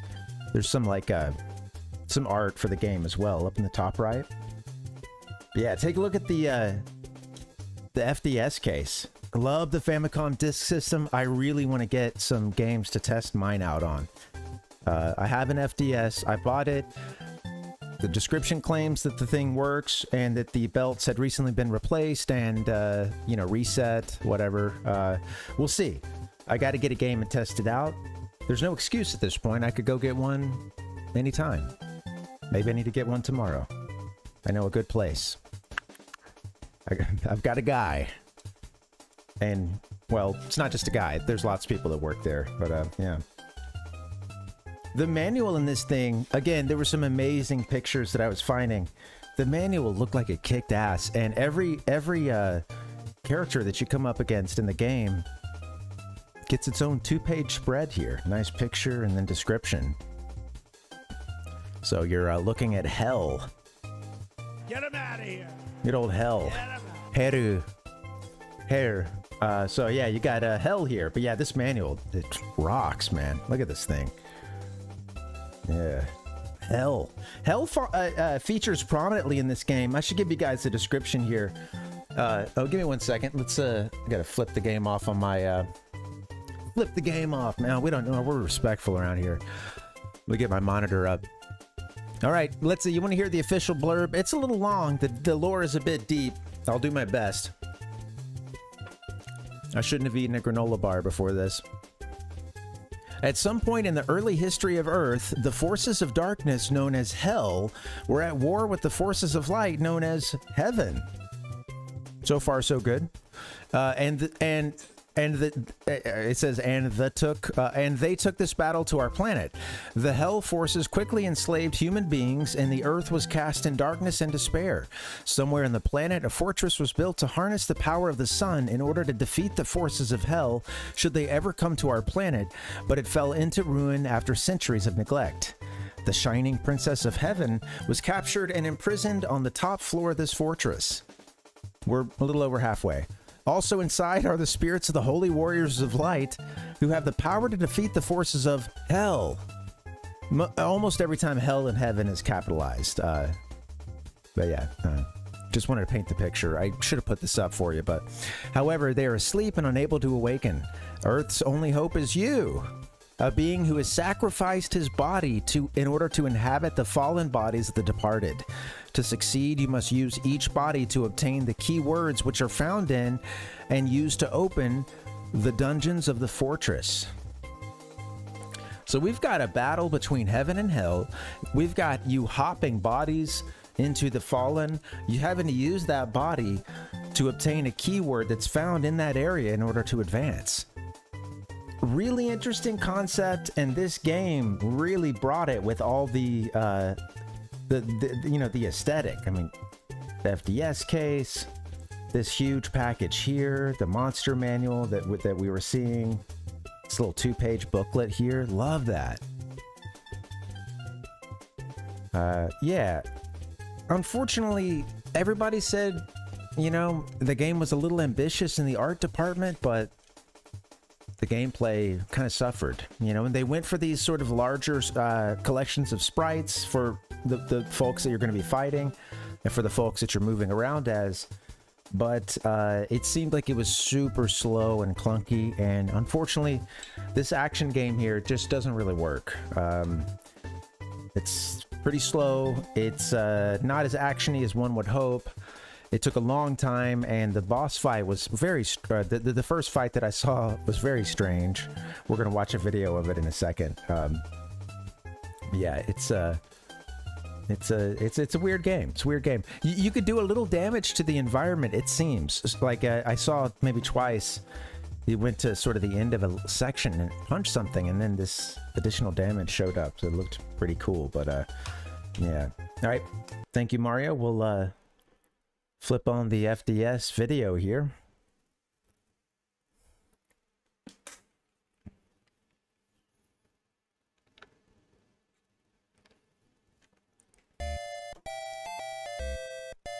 Relics. Everything I found about this game mentioned the loading time, and they mentioned that it is god awful, and that you will face loading every time you... there's loading in between very small areas. All right, here we are. We're going in. It says bouncer will kill you is what it says. Sorry, I think it said bouncer will kill you. Got the credit down there. That's what we're going to try to do, Big. Not if we kill them first. So this is our boss fight. We're crawling, or first fight. We're crawling around. This is a translation of the Japanese version, by the way. The translator in the comments said that they had not finished, or this was not the finished version or something. Still more to go. But yeah, it looks like it handles like a big piece of shit. You saw that jumping just now. And again, a lot of things mentioned that the loading was awful. You're going to spend half the game loading. Because, I love the walking animation. So this is 1987. It's really interesting to see what they're doing and what they're taking from at this point. Because, I'm getting...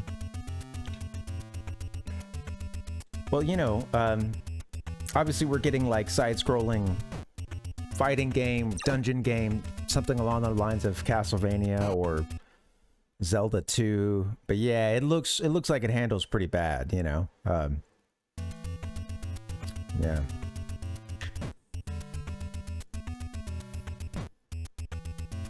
Yeah, true. A lot of people are used to loading and wouldn't think twice about it. Yeah. Looks pretty slow, but it, again, very ambitious artistically. The gameplay looks it looks like it's a bit of a lemon. We've got some moonwalking sometimes. Yeah, there's some, you could do damage to some walls and stuff. You lost your body, and that is the end. I think we died. We lost our body. She is part of you, as we all are part. Yep, we lost our body. Do we need to see that at the very... I want to see that at the very end one more time. Let's,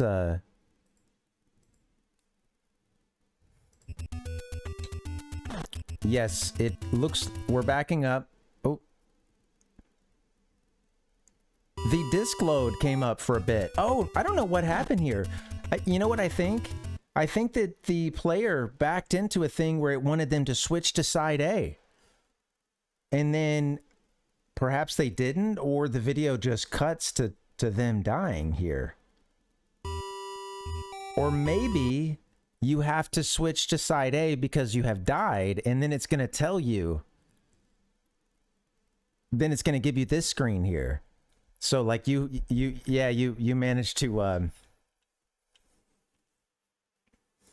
Some of these games, like you'll switch to side A for things like the title screen and the file selection and stuff.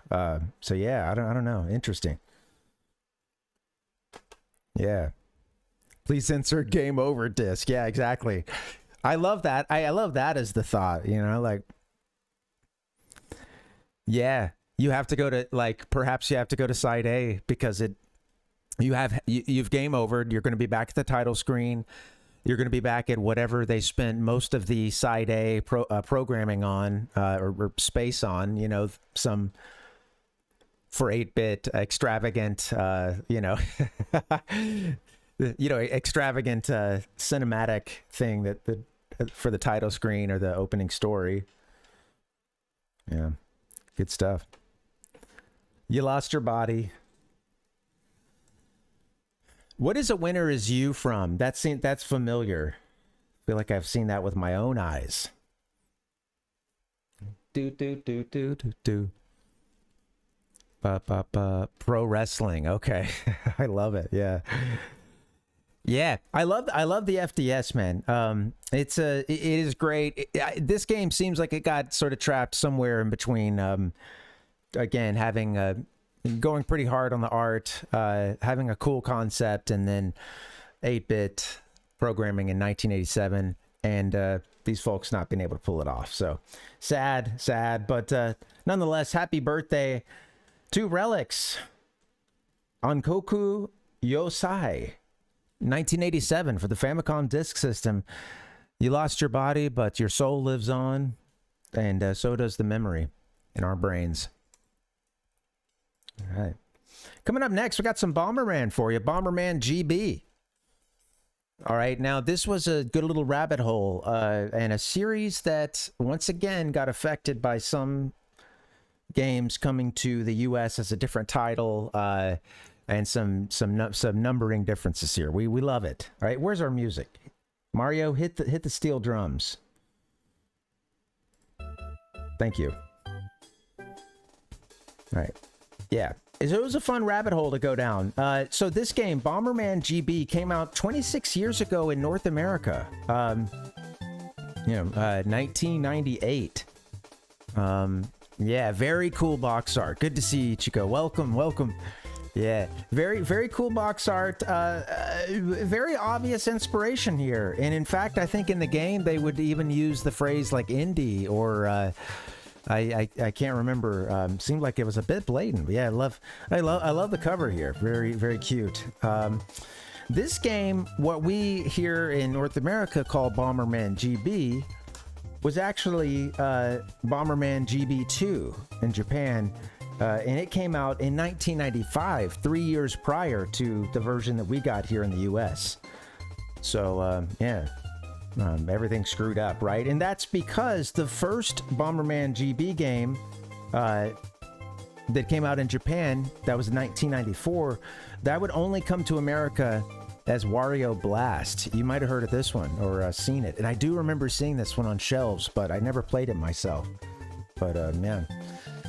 So interesting that they wanted to bring this Bomberman game over, but they had to North America, but then they had to kind of shoehorn in good old Wario. So an interesting decision.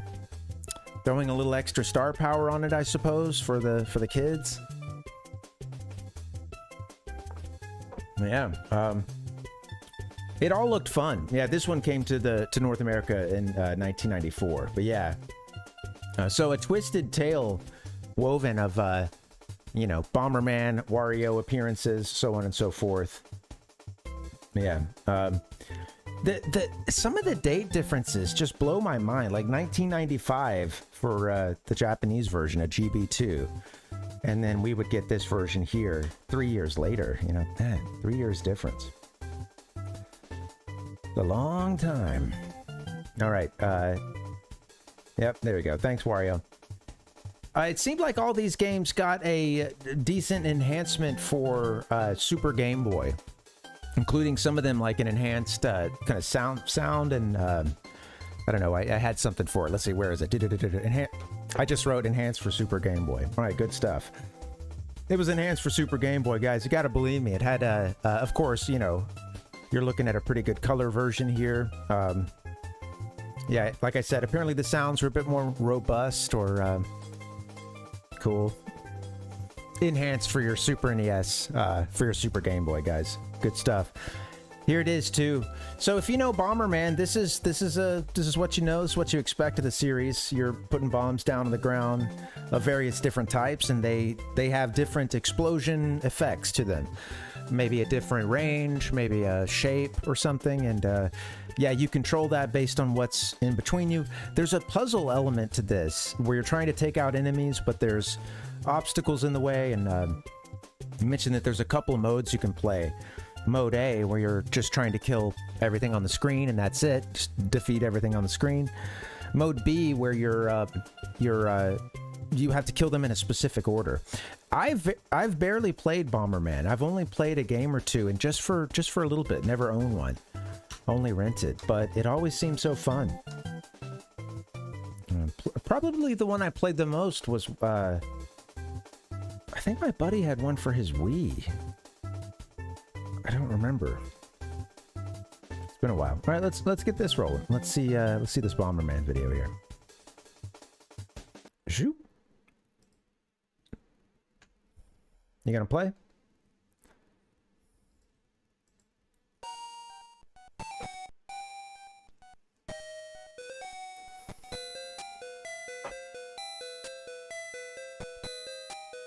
I can turn it up if I need to. Pretty cool art here. So you've got your Indiana Jones Bomberman, of course. Naturally.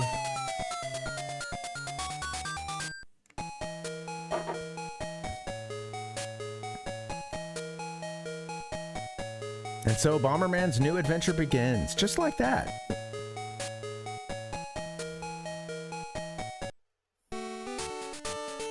Love the intro here. Very fun. I like the little map here too. Oh, we're going mode A. Good stuff. Wait. Oh, are they just showing us what we got? Monster count. Cool. Absolutely, Nick. Yeah. Big Indiana Jones theme nod.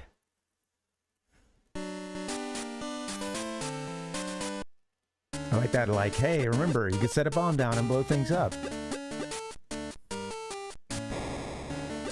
Yeah, so apparently, like, each section that you're finishing, you'll be able to get another ability, you know, basically another type of explosive or some other thing that will allow you to clear another puzzle somewhere, or maybe the next room or what have you, but yeah.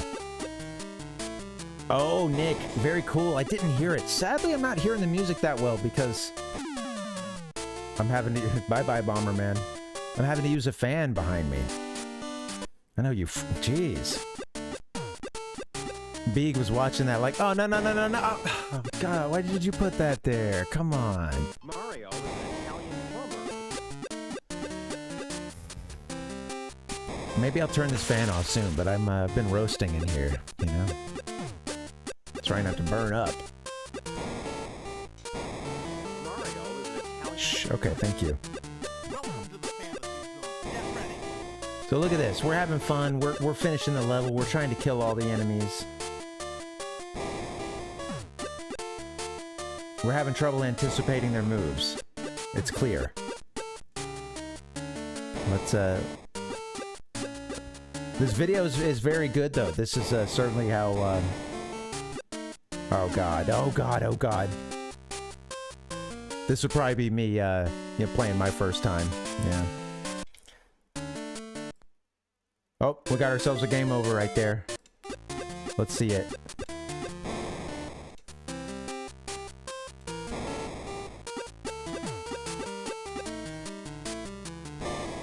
That's a big bomb. That thing's got a big range. Is this the one that's gonna? It's gotta be this one. He blew himself up, didn't he? It does, Ayatin. It does. The small sprites, totally the Hamburglar. All right, game over again. Well, there you go. There was an interesting fact about, you know those... Okay, it didn't stop. That's strange. You know those Bomberman games I mentioned earlier? It was a GB. Let's see, get the music going. Come on, Mario, help me out. Where's the music? So yeah, just I saw some interesting fact. It was about, you know, this game, rather not this one. This is the one we're celebrating. Not that one.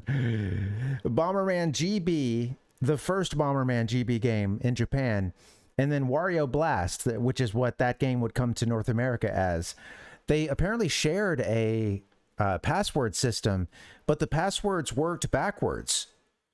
Which I thought was really interesting. Like apparently you flip the passwords around and they will work in either version. So yeah, I don't know what the hell's going on there, man. Have some fun with that if there's any numerologists around, you know. Whoa, nice graphic. Yeah. B gets trained in the Bomberman jetters versus mode for countless hours. Well, that's right. You're 10,000 hours, right? We got an expert, and I think that's probably about... Oops, sorry, Mario. I think that's probably about how I'd be playing, honestly. But yeah, awesome. Thank you for that footage, of course. All respect. It was great footage to show off what this game is. But it's a twisted tale, guys. There's a lot of versions. We got a misnumbering thing. Some lost in translation situations here. But you got to give a shout out to Bomberman GB. The North American version came out in 1998 here, 1995 in Japan. Again, as Bomberman GB2 there. Happy birthday to your American release, North American release. We love you. Good stuff. 1998 was such an amazing year for gaming. A lot of hits. Is the Mario back now? Are we good? I didn't realize it was muted. Shucks. All right, moving on. Mario Kart Wii. 16 years ago. Feature tonight. Mario Kart Wii came out 16 years ago, which is a little bit mind-blowing for many of us. And we're talking generations tonight, so I'm a filthy millennial. No doubt about it.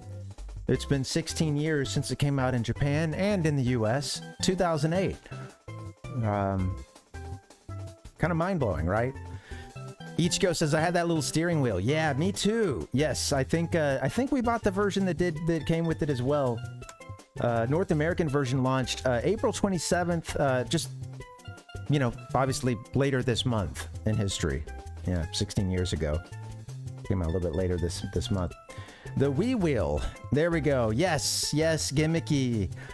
The Wii Wheel. Absolutely. To me, this was a gimmick. We love all peripherals and accessories here, although... some of them are certainly a cash grab. It's all interesting as hell. Sometimes it's just ballsy, the peripherals, honestly. And I respect them for having the balls to, like, make it, produce it, manufacture it, mass market it. You know what I mean? And I don't know if this is one of those examples. This is certainly intuitive to have something like this.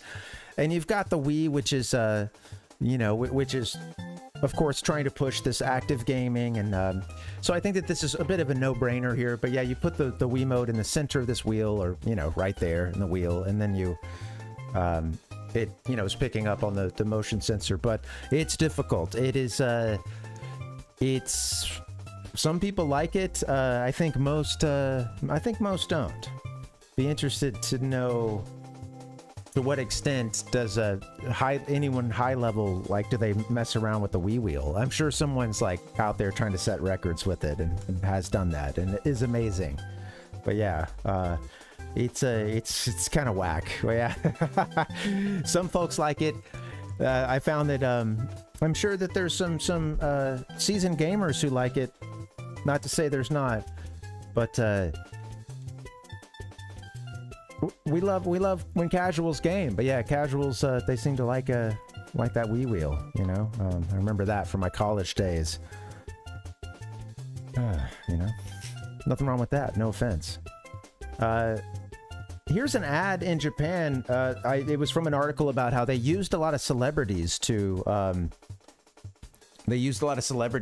push this game, and you know, they did the same thing that thank Murph. I'm like, I should not try to type while I tried to like give the easy ones, the softball answers in chat, but yeah.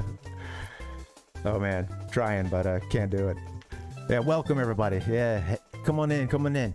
But yeah, I don't recognize these folks, and I don't know if they're both celebrities or what have you. But the guy on the right, I thought that he might have been from something, but I'm not sure. And but yeah, lots of ads of folks having fun, very active gaming. They're getting their twist on. You know, they both have the Mario Kart neck kicking off, right? The bowling neck. The ads here and even like I found some ads from elsewhere too. They were all very like a lot of them were very family and or friends focused. So you got a lot of stuff like this. Family just going at it. Someone's getting pissed maybe, you know. They're all having a good time, man. Everybody's having a good time. I forgot to do the fancy effects on these pictures. Darn. Yeah. 24 characters, 16 new characters, rather, 16 new tracks, 16 classic tracks. I do remember enjoying that they put a lot of classic tracks into this game. 18 carts, 18 bikes, a lot of vehicles. Yeah, here's your lineup here, looking pretty stout, right? Yeah. Big said, I tried using that steering wheel in my car, and for some reason it wouldn't turn. Drove right through the side of McDonald's. Yeah, you know, it doesn't... unfortunately, it's not as plug and play as we would all like. And Nintendo, they're going to keep this stuff proprietary. That's just the way it is. We know how they do. Yeah, 24 characters, that's a lot. A bunch on screen. I meant to put a picture in here of Double Dash, and this is not to take any thunder away from Mario Kart Wii on its birthday. This is terrible now that I'm even thinking about it, but Double Dash is the tits. I love Double Dash, and I could never after Double Dash, I just think nothing Mario Kart has ever really struck that it, you know, scratched that itch as well as that game did for what I want out of Mario Kart. So, you know, it was a little bit tough to move on to Mario Kart Wii, but it's not Mario Kart Wii's fault. It's still a pretty fun game for sure. Yeah. Featured online play too, which sadly shut down in 2014. And we just did a 21 splat salute last night here on this channel. We won't be doing that again. That was just how we were dealing with the loss of the Wii U and 3DS online services. It was tough. But these things happen, and sadly it happened back in 2014 for Mario Kart Wii when the server shut down. It did have some cool features though, like you know, matchmaking, getting to see like some people along a timeline here for your rankings for different levels, fun stuff like that. And I really liked a lot of the Wii's. I liked a lot of the menus. I liked the aesthetic to it. It was so fun. I loved the global aesthetic to it. I don't know, it was really fun. Good stuff. Here I go. I liked the news app for the Wii back in the day. Like I remember, yeah, just like being at college, and you know, it would be like the weekend or something. We've gone out, but then I would like come home and have my like solemn moment, you know, in the twilight of whatever, you know, couple beers deep, you know, whatever, you know, probably lit up in some way. And I'm just on the Wii. I'm on the Wii news. That has nothing to do with this game, but this game was probably played in some of those situations too. But yeah, memories, man. Good old days. What can you do? We'll show you some gameplay as well, if you'd like to see.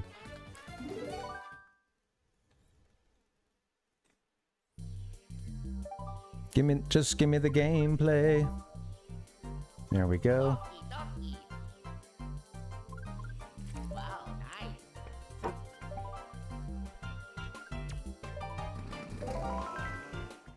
This was a full HD version, which, you know,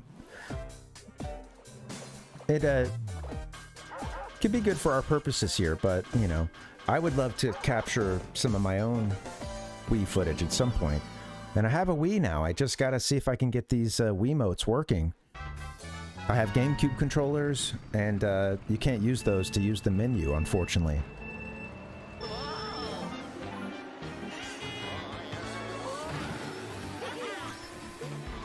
I always just thought that something was a little strange about this game, and I think a lot of it for me really was just coming from Double Dash. But it handled a bit, you know, it handled quite different.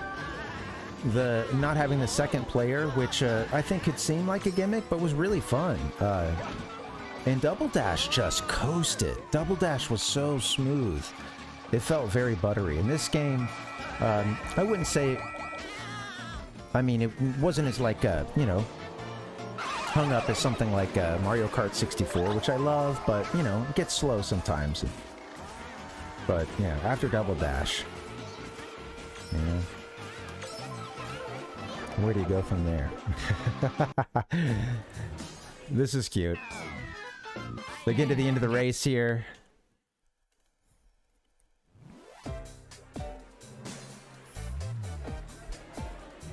I like all the Miis in the in the mall area. All right, very cool. It's been a while since I've seen some of this stuff, man. I enjoyed the classic levels. I thought that I appreciated that homage and having quite a few classic levels in it too. You know, yeah, Double Dash was GameCube. Yep. Beautiful thing about the Wii, you know, you could play those GameCube games as well. And I did a lot of that. A lot of GameCube gaming on my Wii. Oh, yeah. We love it. Mario Kart Wii, we love you too. Sorry, no offense. I don't mean for your older brother Double Dash to steal any thunder, but happy birthday to you. 16 years ago, way back in 2008. Thank you, and God bless you. You know. I wonder, Big. Yeah, I wonder what sold the most. I mean, at this point, Mario Kart 8's got to be pretty huge, right? But I'm kind of curious about folks' opinion. I feel like such a dum-dum with Mario 8 because, you know, I think it automatically has that whatever that mode is where you sort of coast and it has you kind of on a rail a bit. And I hated that, and it made me worse. And I had no idea that you could turn that off until someone told me on stream. Yeah. I think so. I think it's sold gangbusters, man. I think there's a lot of Mario 8 out there. Here we go. Yeah. Gangbusters. I'm talking like a boomer over here. It really just sold gangbusters, guys. Oh, you should have been there. All right. Nick said Wii U can play digital GameCube games because of its Wii mode. Oh, very cool. Yeah. The power of the dolphin. That dolphin just kept kicking, you know? Didn't it? Be nice to have a dolphin sound, but unfortunately we don't. I'm Luigi, #1. All right, guys, happy birthday to Mario Kart Wii 16 years ago, 2008. And that's it for the good old days, guys. It's over. With that being said, we do have a gamer news segment. If you're down, we'll drop into that, and let's do it. I want to talk about the generational divide, what it means to pass the torch to the next generation when it comes to retro games. Let's do it.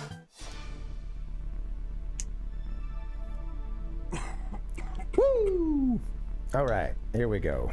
Sorry, that was a little loud. Sometimes you got to pump yourself up, you know? All right, guys, I found this article from The Guardian, and I've been sitting on this one for a little bit now because I just haven't had time to finish up a story on it. But it's been interesting, and I knew it was one of those that we could kind of take our time on. And but yeah, it's asking this big question here, right at the top. Why are younger generations embracing the retro game revival? Okay. And I mean, it's absolutely true, right? You can see it. There is an element already of the torch being passed, so to speak, between generations. A lot of generations already are in the game, right, at this point, and including lots of gamers of a much more advanced age than myself. I'm in my late 30s. Guess I could say late to mid 30s still. Hopefully. I don't know. I don't know where those boundaries are, but we're not going to discuss that. All right. I'm almost over the hill, I guess, but you know, I feel like a young gamer at heart, and it's something to see other generations coming up and to see the way that they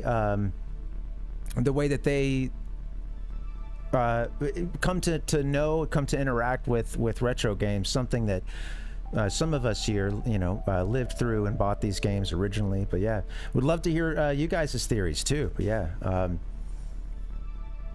Yeah, of course. Absolutely. Let me get a little sip here. Woo, drying out, man.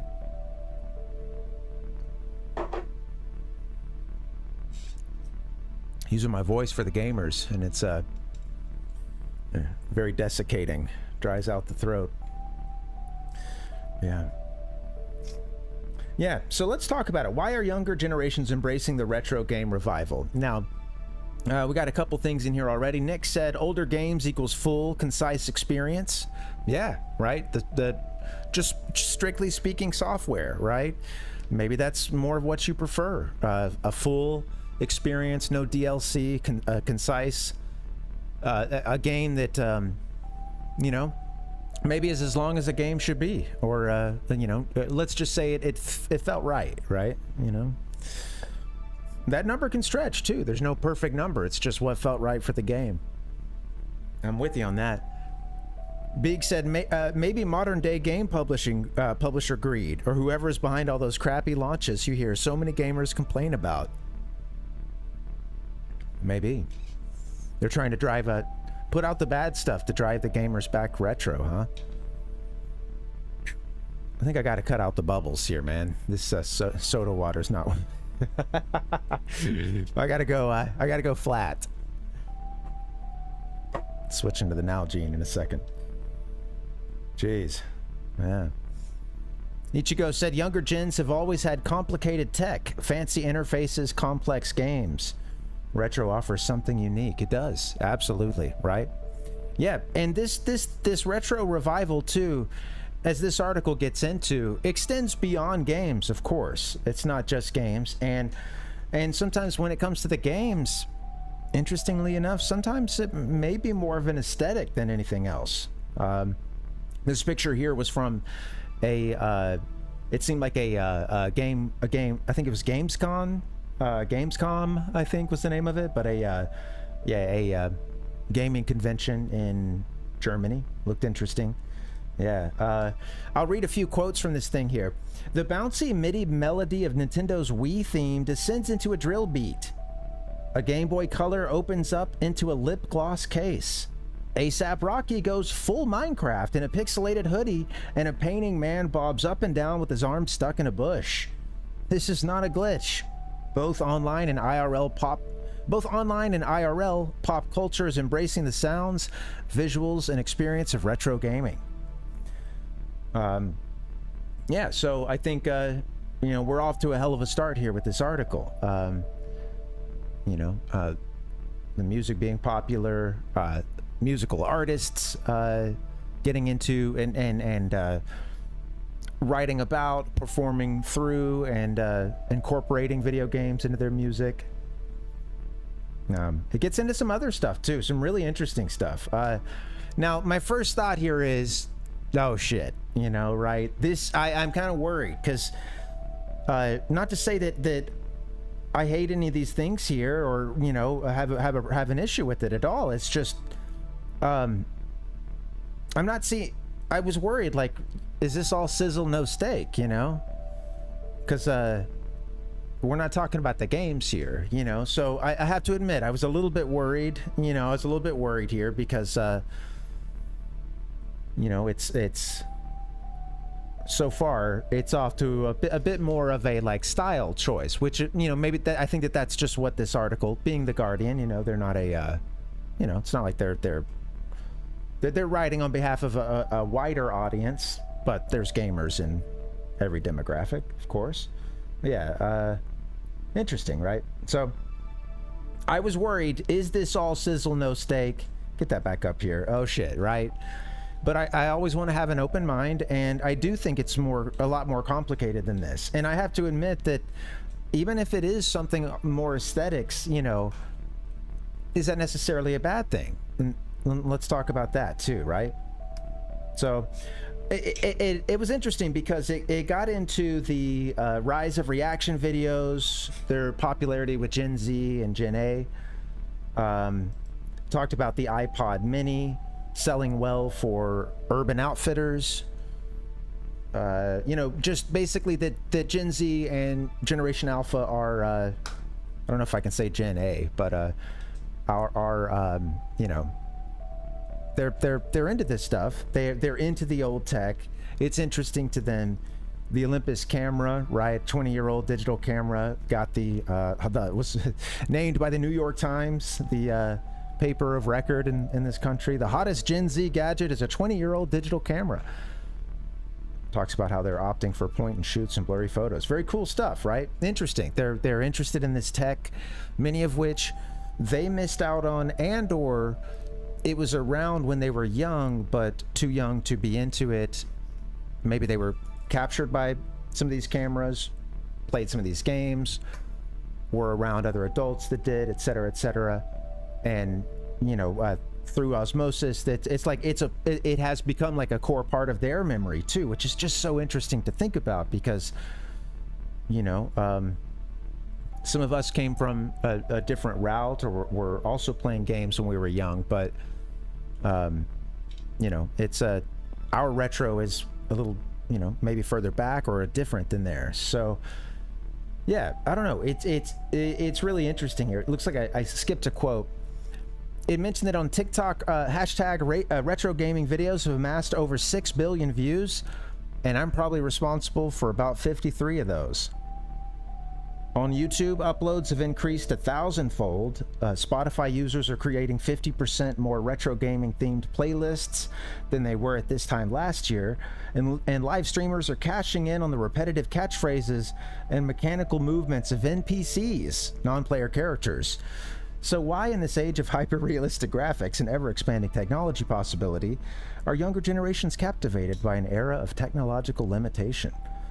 Thanks for, of course, we got to tell everyone what non-player characters is. You know, again, wide swath of some, you know, non-gamers are going to be reading this too, but it's always still funny to see that. But yeah, interesting, right? Now that one part about the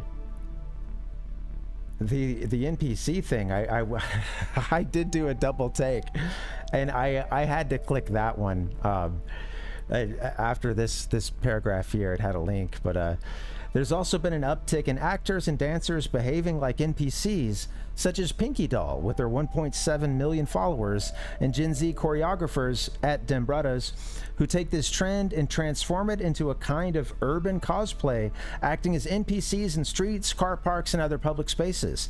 They take slow-moving, superfluous, and unimportant pedestrians that no one's paying attention to, or we're quoting here, and transform them into front and center characters, says gamer and esports talent agent Britt Rivera, who works for Pinky Doll's agency. She's on this futuristic platform acting like she's in the past, and it's such an unexpected marriage. It has a really strong foothold because it's the pioneer style of gaming. There's something cool about this world being brought into a contemporary context. I had no idea that this existed. And I've definitely heard that, Ichigo, that usage of NPC, you know, as kind of like a, you know, like a, well, I mean, generally dehumanizing, or kind of, yeah, in a way of calling someone a bit of a, you're a moron who's in over their head and you're just doing what you're told, kind of thing. You know, you have your script and you're using that, like, yeah. So you're out of the loop on that. Can you help me with Pinky Doll here? Because that's my, you know, You know, God bless all the NPC actors and streamers and TikTokers. I had this one got past me. I gotta admit, this one absolutely got past Grandpa over here. And what can you do? But sounds interesting. But I couldn't help but think once again, this article is really short in anything regarding playing the games. Now, who's at fault here, right? Is it this article, you know, is it the perspective that the article took, who they chose to highlight, things like that?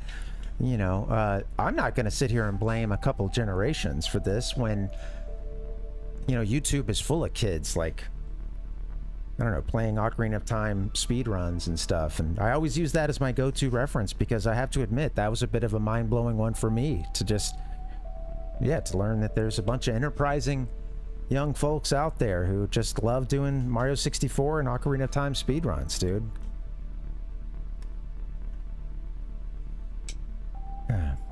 Finally, the article did talk about gaming, albeit cozy gaming.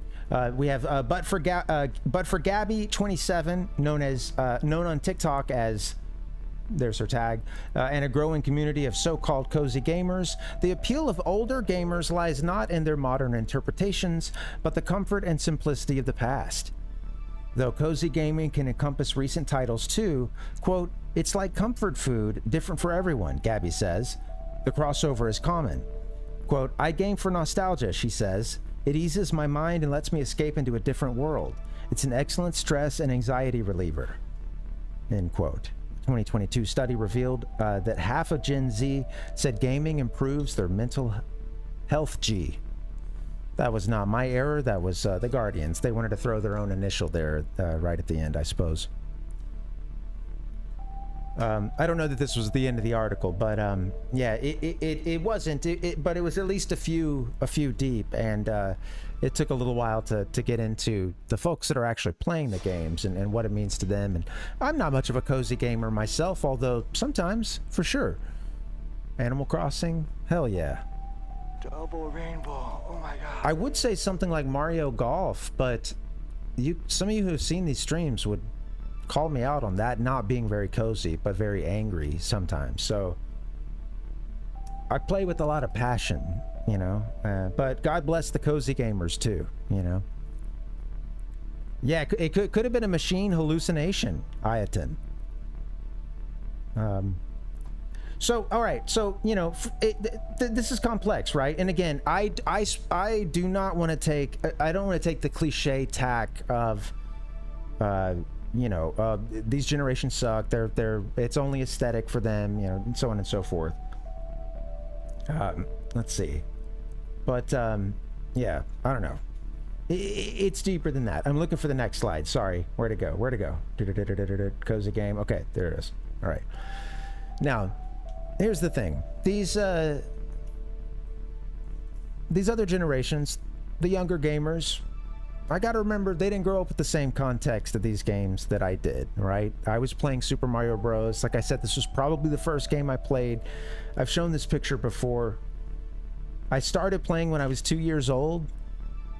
My sister's, she's playing right now. I gotta wait until she dies before I get my chance. But yeah, this is a rare turn, maybe because my mom's here to take a photo, but usually I would try to play along with her and you know, try to practice while she was having her turn. So these kids didn't grow up playing Super Mario Bros. At 2 years old. You know, of course, they're coming at it from a completely different angle. I have to understand their context is different, and I don't want to be a gatekeeper, you know. And I think that we should watch out for that, because you see a kid walking around in a Nintendo 64, and I say kid, but young adult as well, of course. Gen Z is not exactly kids at this point. But yeah, you see a Gen Z or Gen A walking around, and you know, they got a Nintendo 64 shirt such as this one, right? First off, pretty sick shirt, honestly. I'd rock that. With that being said, what are you gonna do? Like, walk up to them and say, like, hey, you know, name your 3 favorite 64 DD games? You know, oh, you like the 64, huh? Okay. You know, don't gatekeep them. Like, let them be into it, even if it is just the aesthetics. You know, those are cool aesthetics, and I do think it's not just the aesthetics for enough folks. I think that there's enough folks carrying that torch and doing so proudly, playing these games, and not just doing the speed runs either. Because again, I love a good speed run, but damn, man, we can't yield everything to the speed runs. We got to take a good casual playthrough too. Right. All right, we're almost done here, but I just wanted to give a personal example of kind of seeing this in my own life. With my niece, we went to, I took them to a retro game shop back in kind of my hometown, my home city. And unfortunately, this shop, the shop I went to back in the day is no longer around, but they often don't last that long. Those trade-in, you know, retro stores. But anyway, I went to one with them, and I asked their parents if we could, like, you know, spend a little bit on them, because they all had their birthdays around the same time pretty much, and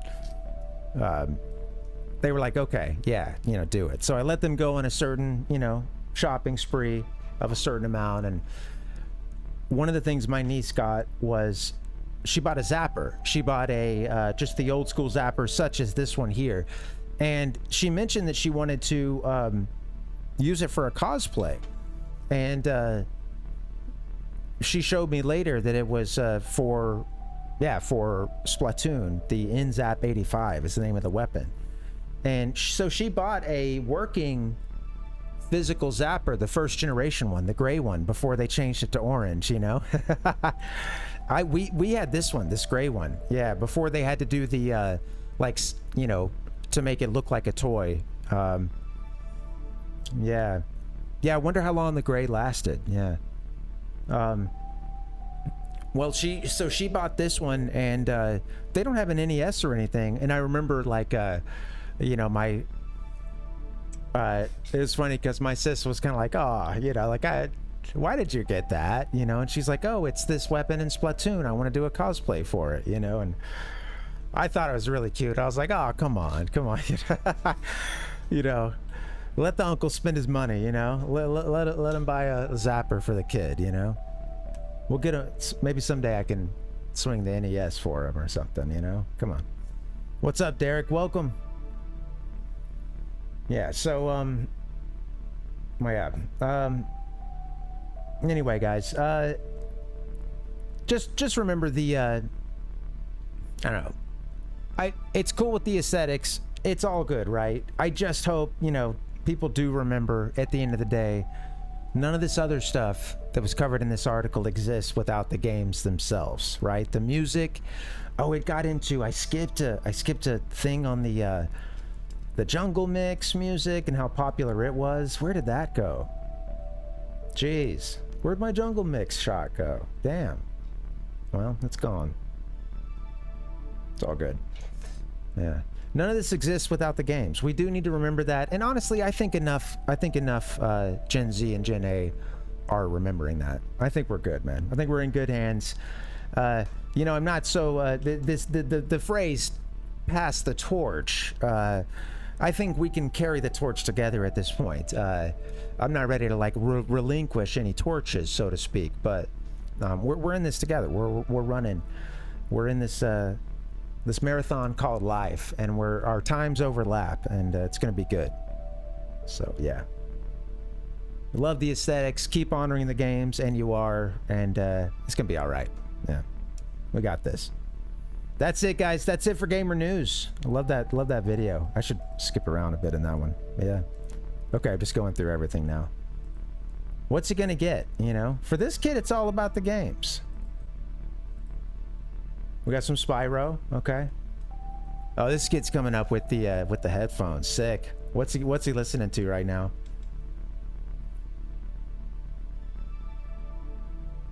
Do do do do do do do do do do. Got some Game Boy Color, right? Something was beautiful stuff, man. Game art or something. All right. Anyway, sorry, easily distracted. I should have ended the segment. All right, guys. That's it. That's it for Gamer News here, Wednesday, April 10th. I'm burning up once again. I need to turn the fan up. Can it go any higher? I don't know. That zapper does feel good, man. A good click to it, you know? Good click. Hey, welcome, Fireball. Fireball said, I saw a child with a backpack that looked exactly like an oversized NES cartridge for Zelda. I love that. Come on. Very cool. Yeah. All right, guys. I need to take just a few minutes to cool off, honestly. I'm going to come back and we'll play a little more Dragon Quest, okay? Let me get at least another half hour, maybe 45 minutes in a DQ. All right, BRB, guys. See you soon.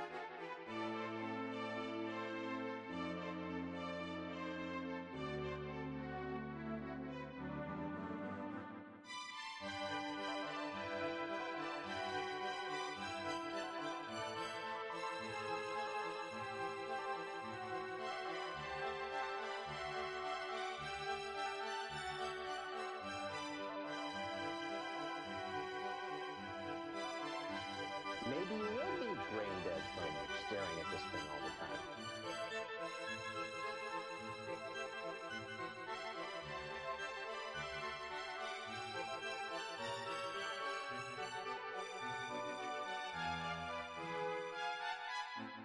Ayo, I'm going shadow mode. Oh, dude.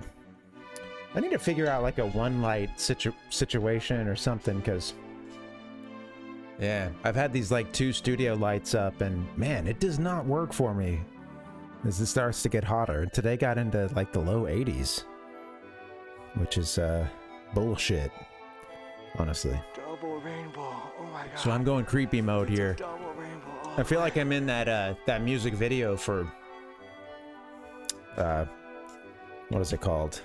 Gangster's Paradise. Or the first version of that song I ever heard, of course. Amish Paradise. I'm going to Dairy Queen. Yeah, be back a half an hour. Do a little DQ. She is part. I'm gonna hit up a DQ Blizzard. As we all All right. part of each other.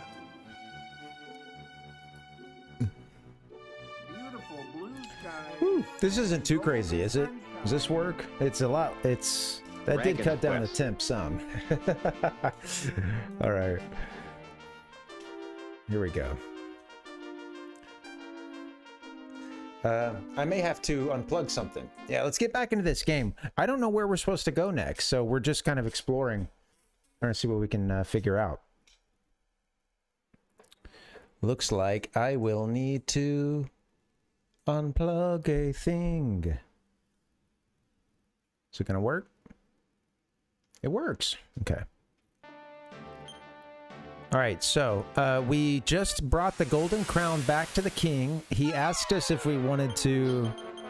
He begged us to take his kingdom from him and basically become the king. And we refused several times, which, like I was thinking that maybe that was the right thing to do, but who knows?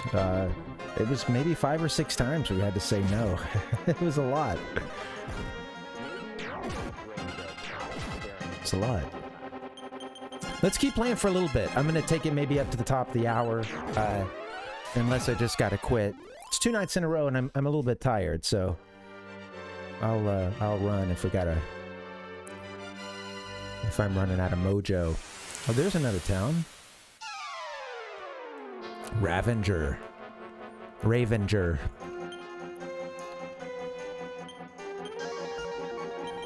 Oh, you know what, Benji? You should just be attacking, like Rambo. Do.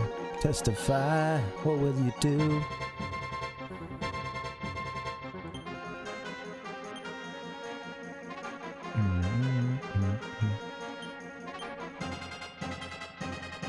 Bang is pretty good. It'll hit all enemies, like regardless of, you know, which type they are, you know.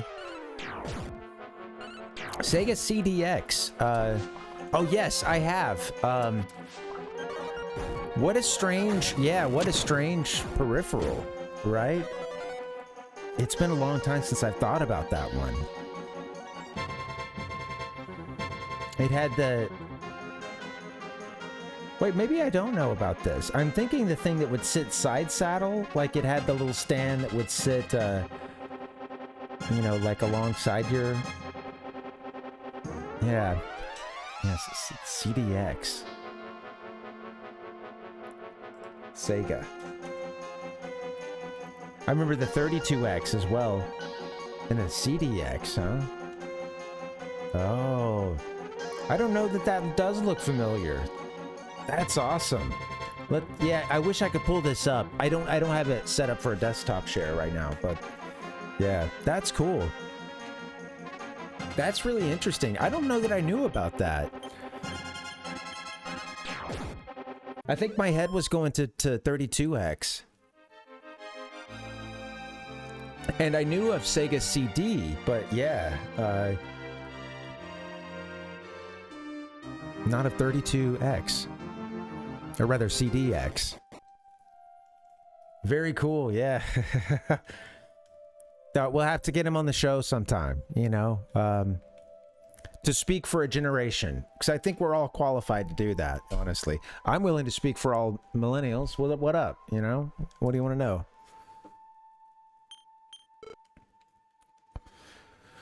No, yeah, that's awesome. Yeah. Thanks, Ichiko. Yeah, thanks. You might regret that someday, who knows? But I appreciate it in the meantime.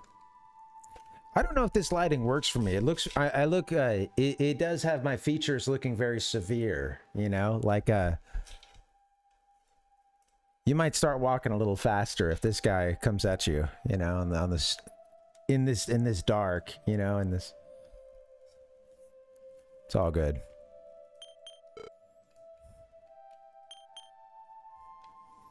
This is what it looked like the other night when I was gaming, playing Ocarina of Time.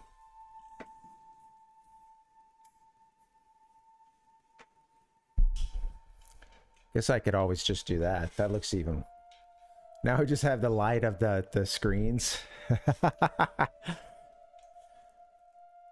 Hey, that cooled things off a lot. Jeez.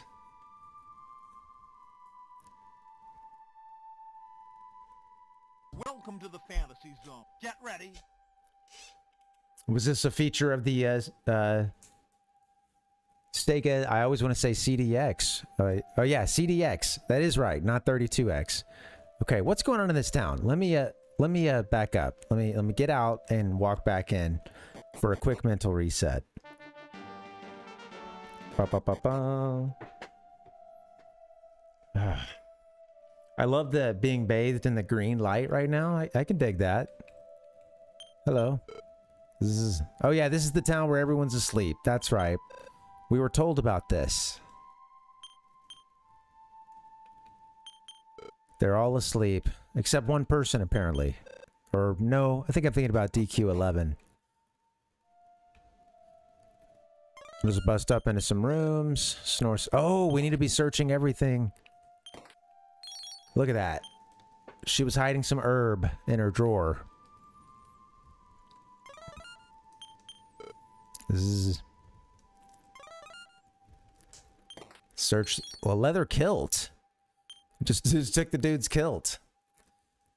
Rambo took it. Oh, well, I guess it's just the next person who has an opening in their inventory, I guess. I don't know. What does the kilt do? Let's, leather kilt. Oh, shit. Well, I didn't know. Oh.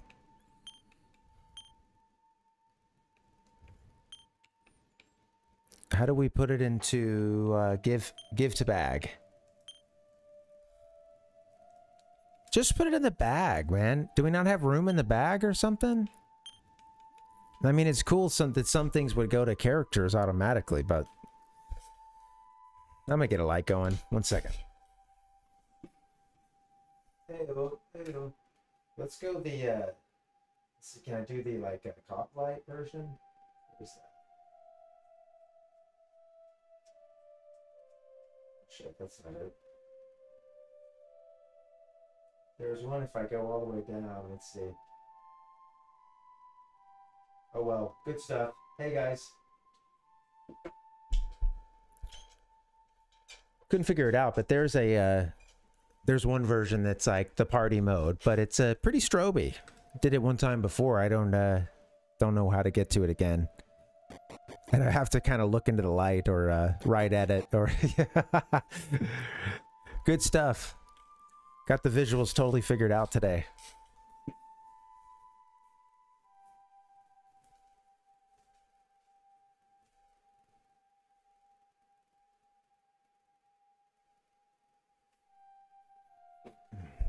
All right, something like that.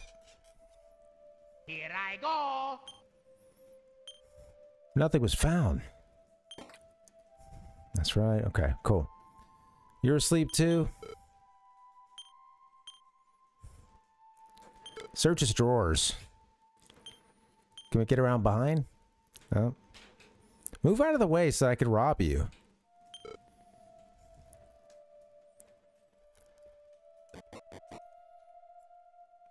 Do-do-doot, do-do-doot.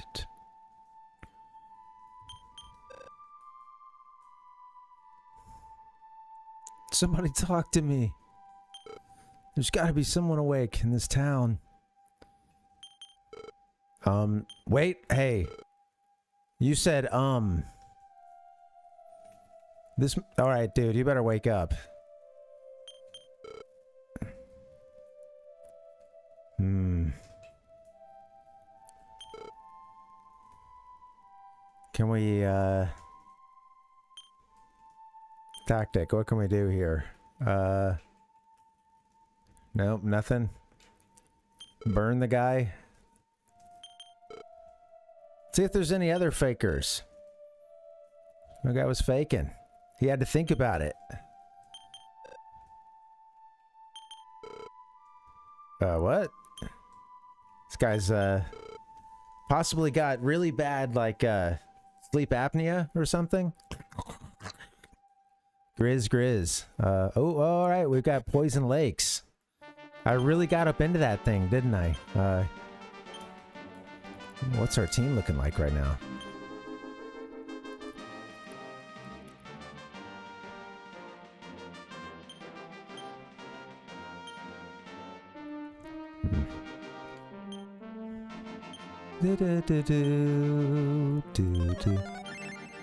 Okay, well, we're in this town. I thought I remembered some people talking about this. Let me look back through my notes real quick. I remember some folks just mentioning the sleeping town, but okay, no notes about how Kandar stole the golden crown. We got that. We finished the Champagne Tower. Nothing else was over right in that immediate area. Sleeping town. What else? What if we go west? Oh, Wizard needs some help too. Shit, don't kill Wizard.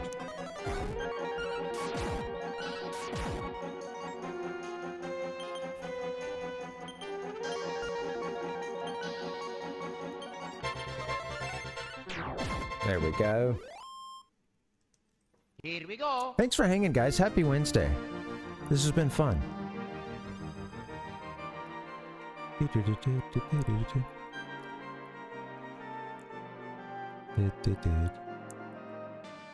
Yeah, I don't know what I would have expected about an article, you know, from The Guardian about like a generation and their gaming habits. It's a tall task to do that anyway, I think, and, you know. Shadower, eh? This is new. At least I don't think I've seen this.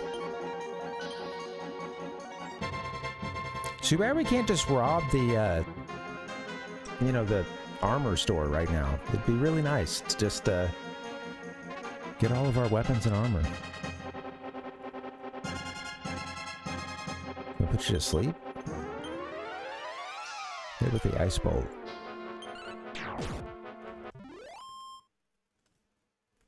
Okay. Oh, there's a cave. See what's in the cave.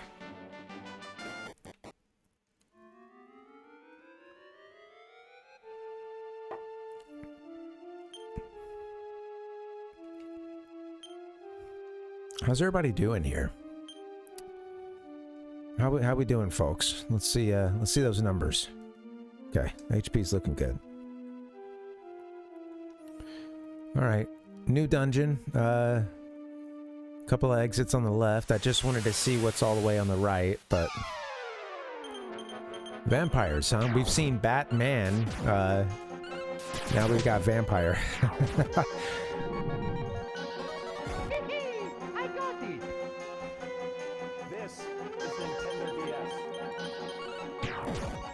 We should have gotten some holy waters, I think. Are we running around in vampire territory?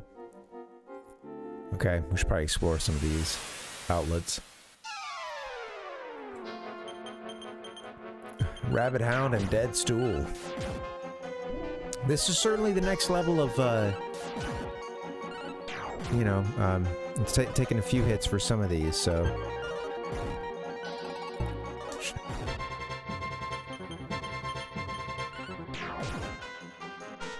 Next set of monsters.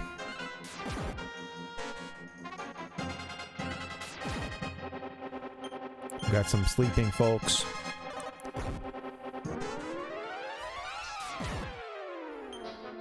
Wizard, okay. I was trying to just go, you know, brute force, but I gotta do better. Shit, Rainbow's about to... Oh!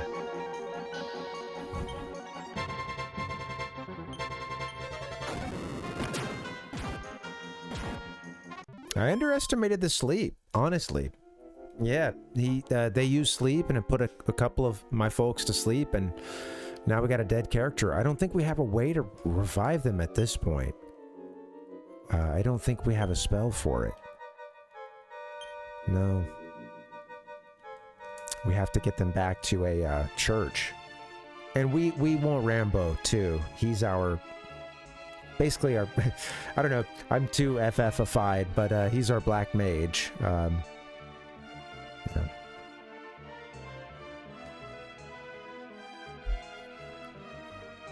Or no, rather, Rambo's our fighter. Sorry. Is that who's dead? Is Rambo? Yeah, Rambo. Rambo's our fighter. Might be. I was thinking about Wizard. But Wizard's alive and kicking. Oh. damn it. Okay, well, this is something new, a new place at least, and maybe we can go a little bit further because we have some spells to leave a dungeon.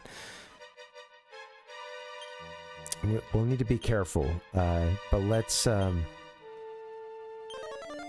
also went in and was just attacking, you know, and then folks got put to sleep, so it quickly got out of hand, you know,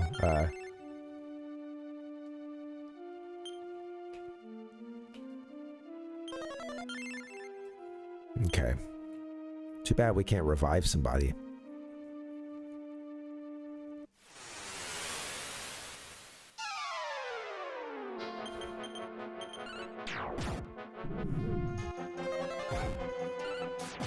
So he's using Ice Bolt, huh? Okay. Oh, hello. There's a priest down here? Somewhere in this cave is a hot spring that restores HP. But why does it flow out of such an odd place? This place is full of sorrow. Does this place do it? I'm guessing not, huh? Too bad.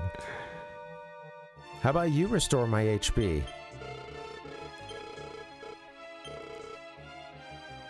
If this water comes from that same spring, can we not drink it, my friend? No?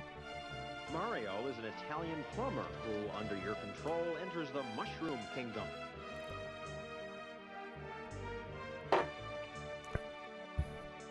Can't you see we're carrying our friend around in a coffin here? Okay? He's decomposing before our very eyes. Well, that's what the coffin's for, to keep that out of our eyes, but...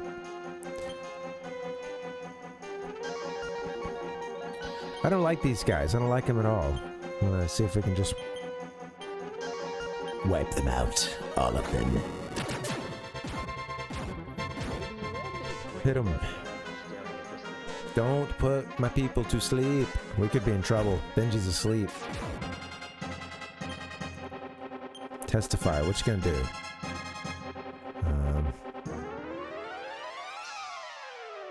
Do you know a spell to get the hell out of here?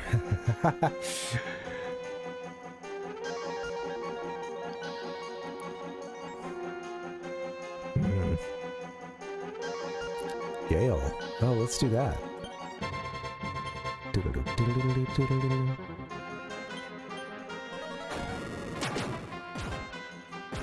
Come on, yeah, take care of business. Beautiful blue skies and golden sunshine. All right. Yeah, I think I'm going to check that other branch that's just up above us, and then I think we'll probably get out of here and get our dead friend back to... This is a situation right now for a church. Yeah. It's a church matter at this point. I don't think we can... we have... I do believe later we might get a spell, maybe items that can do it as well, but I think as of this moment... Got to get this rotting carcass to a church. Okay, let's make sure we don't get wiped though. Take some medical herb. Please, Rambo. Stuff it in his mouth. All right, here we go. It's not working. All right, everybody else is good. Okay, there's one branch off to the left up here. Okay. Now, the next time that we come in, hey, we can just go straight down that corridor, right? Trying to look on the bright side.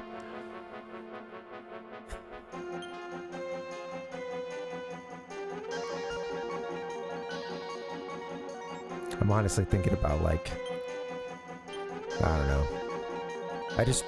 I don't want tragedy to befall us again, but let's do this. Come on, let's take this dead stool out. Come on. All right, hit it with the gale. Yeah. Got some good spells coming at it.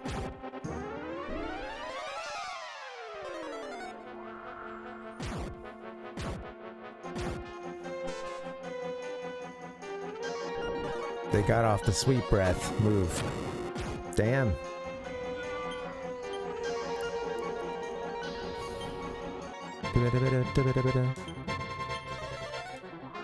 I like Gale. Gale's pretty cool. We gotta work that in a little bit. It's nice for Tess to have some offensive magic too.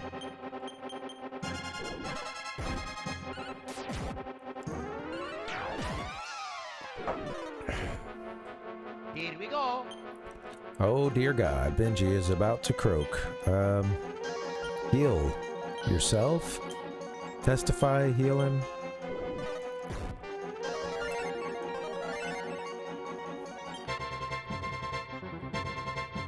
Down to our last two, huh? Wizards asleep. Cool.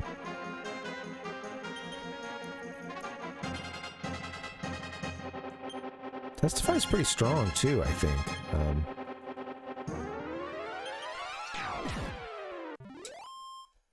Like, even though they're, I've been surprised sometimes at the damage that they've pulled off. Alright, I suppose we'll get our ass back to a church, which, let's see, I think we can, I think we can pull that off easily enough.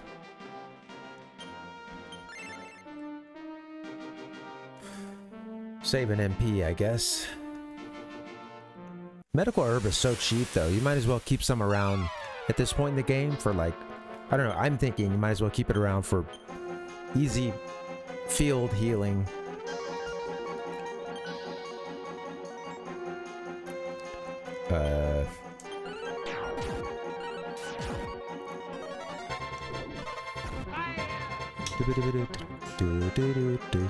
Hey, on Friday, I'll be doing Mario Tennis. I've been enjoying that game and also yelling a lot of obscenities at the screen.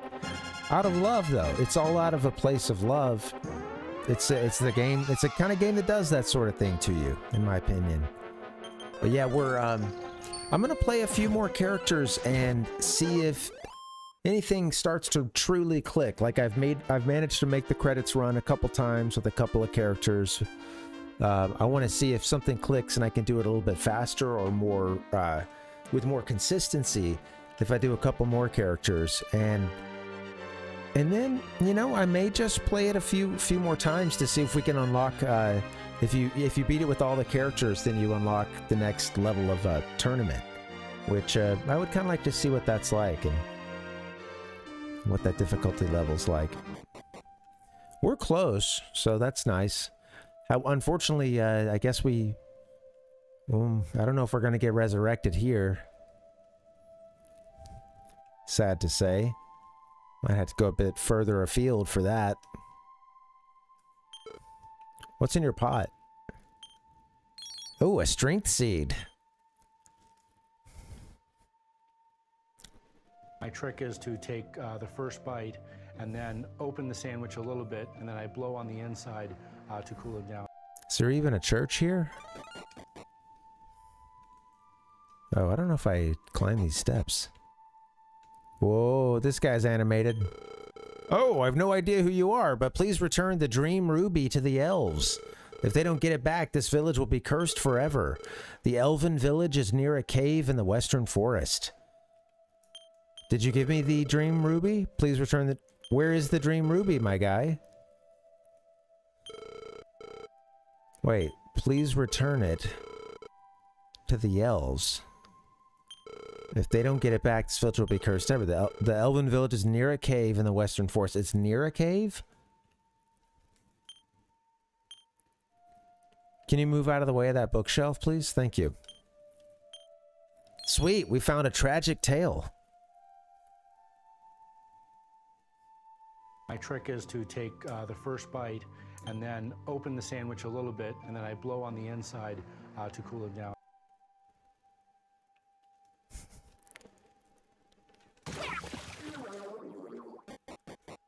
All right. Did we check the pot? Agility seed in the pot. These are like I think stat boosters and allow stats to stack higher, I think, with each level up, possibly. Wait, what? couple of you guys are talking here.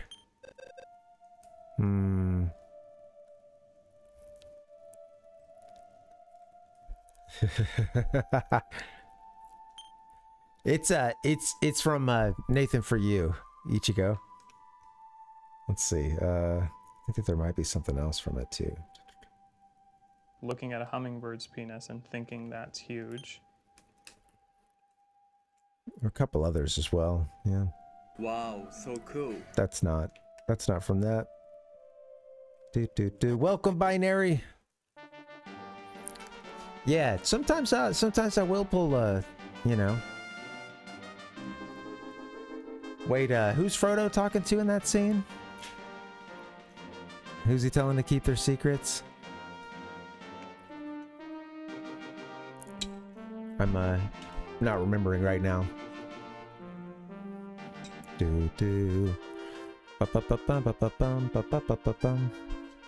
Hope you're doing well, Binary. Good to see you.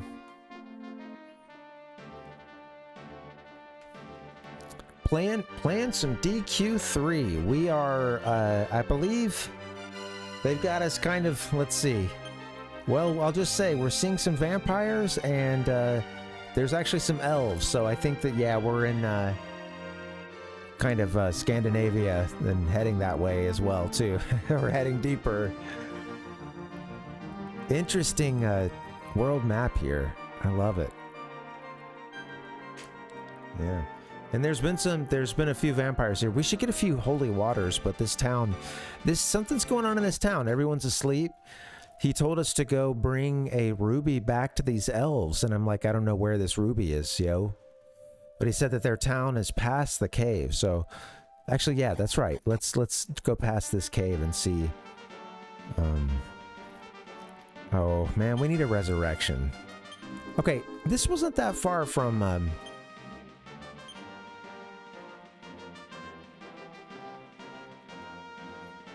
we'll go return. This we're not that far from Kazov.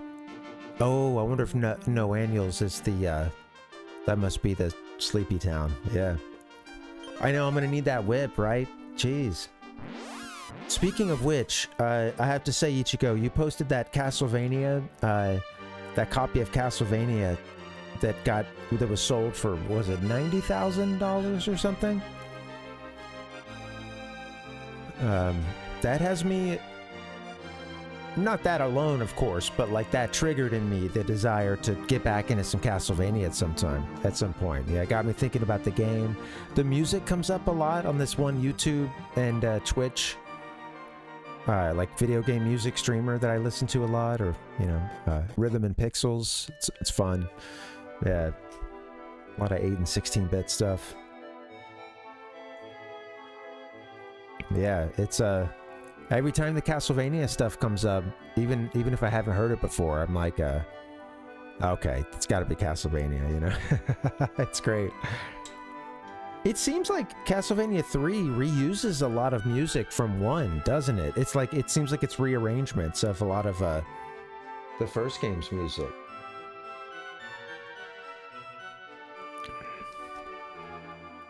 Yeah, I would like to do it all the way through sometime, Binary. That's great that you got to beat it on stream.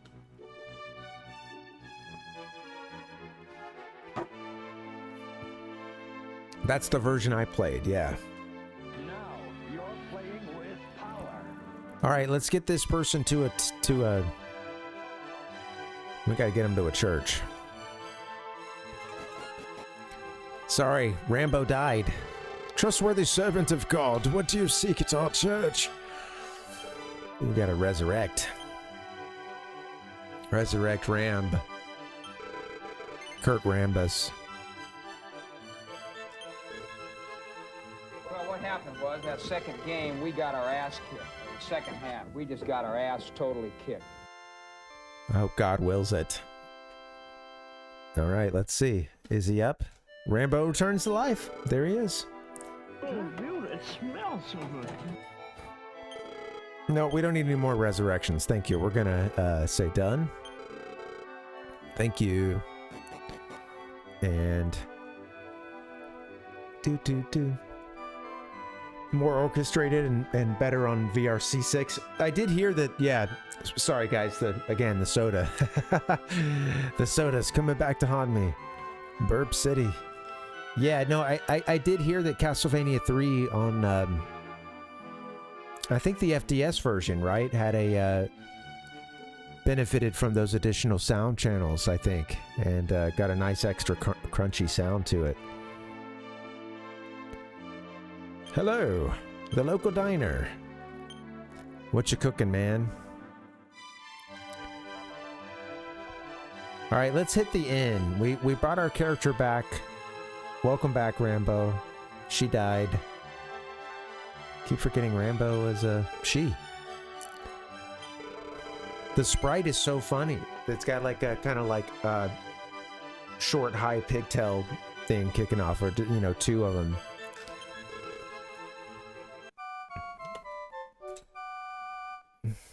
Love the different job classes in this, and I'm interested to see, you know, we're doing kind of a basic thing. Again, there was someone in the game that even kind of recommended this as, I think, maybe like a default experience.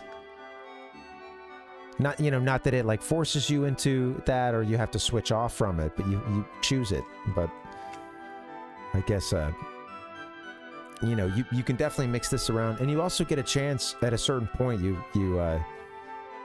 I guess you get a chance to switch to a different one, and I think you can, in some cases, it's an upgrade, like to the next kind of job class, like evolution of that job class, I think. And then in other times you can switch to a job class, and I believe it does get rid of all your levels, but at that point I think it's pretty easy to get that person back up, you know, leveled up and into your party. I don't know how you protect them, honestly, keep them from getting hit at all, but at that point they're keeping the skills from their previous job and you know, doing a new job now, so you're getting coverage for a couple of types of skills or whatever. I did an awful job of explaining it, but yeah, thanks. I'm tired and a little headachy, but yeah, it's that's the best way I can explain it.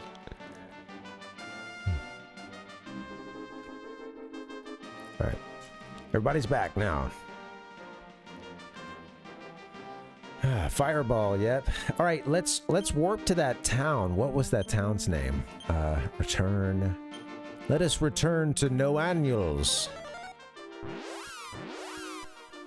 L. Ron Hubbard was a black man.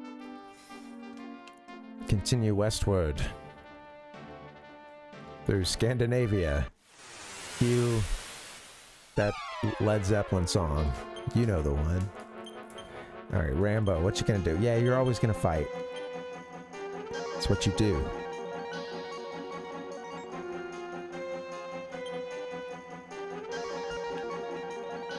Hit it with the gale.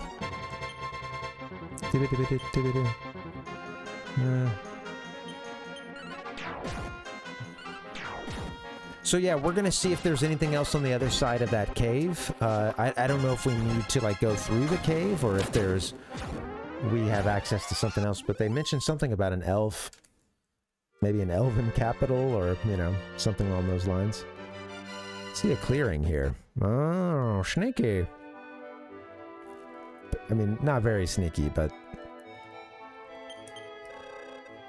this is the hidden village of the elves. Good stuff. Please go away. My mother will be furious if she sees me talking to humans.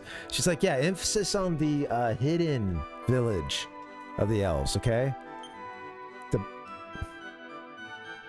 Come on, man.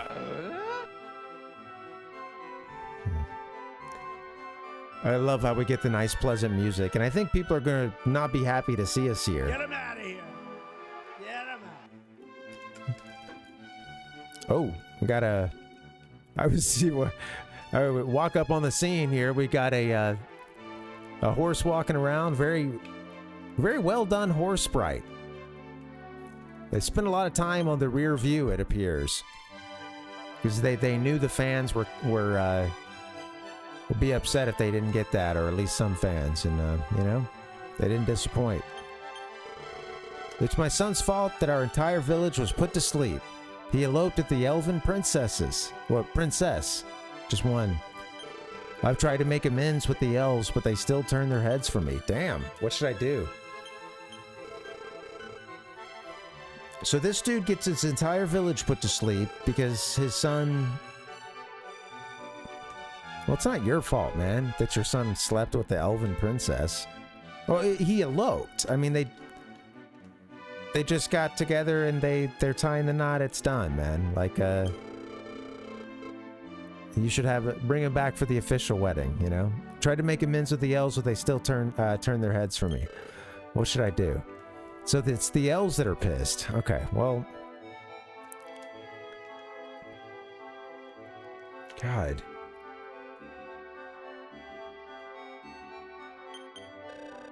Refuse to sell to humans.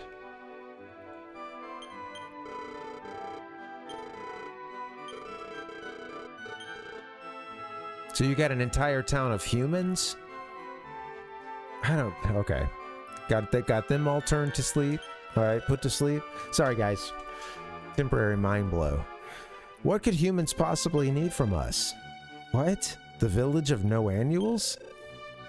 Yes, we're responsible for that. Yes, we did it. The elves have claimed responsibility for the sleep attack on an entire city. Long ago, my daughter Anne fell in love with a human. Nice. Double rainbow. Oh my god. It's a double rainbow all the way. She stole our treasure, the dream ruby, and left with it, never to return. Ruh-roh. Elves and humans don't belong together, but she refused to listen. I bet he stole the dream ruby from her, and she couldn't make it back here. I bet she regrets her actions now. Ah, I can't stand humans. Go away. Get him out of here. Get him out. Too bad. Damn. All right, so we got to find this young couple. Something tells me we're going to get a redemption story, like this couple had a reason to take that ruby, or they're just really sorry, but they do genuinely love each other, and I don't know. Sell to me. Okay. All right, so I guess we got to find that couple, huh?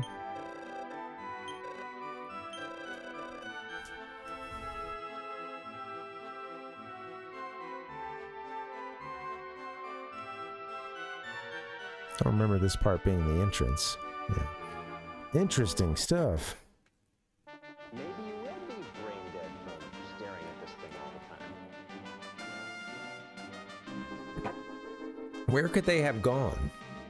Did they go into the... Did they run into the cave as well? Is that what the old man was trying to tell us back at the sleeping town? Let's see what else there is. Like, is there anything south? Oh no, we're right here at the coast.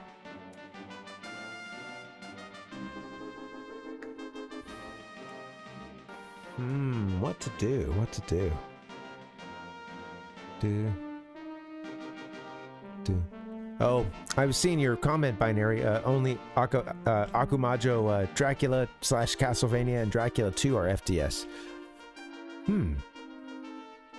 Yeah, so it didn't come to the Famicom Disk System, or the third version of those games. All right, well, let's check out the cave. Let's go a little deeper in the cave.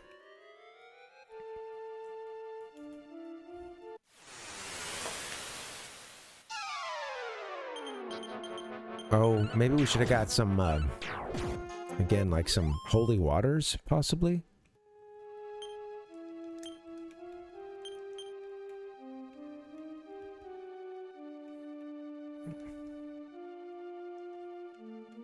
All right, I'm going to keep playing for just a little bit longer, guys, and then wrap it up. But maybe we can just poke around a bit further into this cave, see what's up. Yeah, this is fun. Thanks for hanging. Happy Wednesday. I'm exhausted. Streamed a couple nights in a row, which I don't usually do, but yeah, it's just also been a long week. So just got something up here. Holy water, good stuff. All right.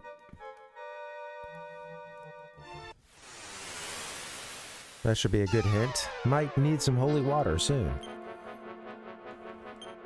Hit him with the fireball. Let's see. Let's go, Benji, do the fighting. Rambo fight.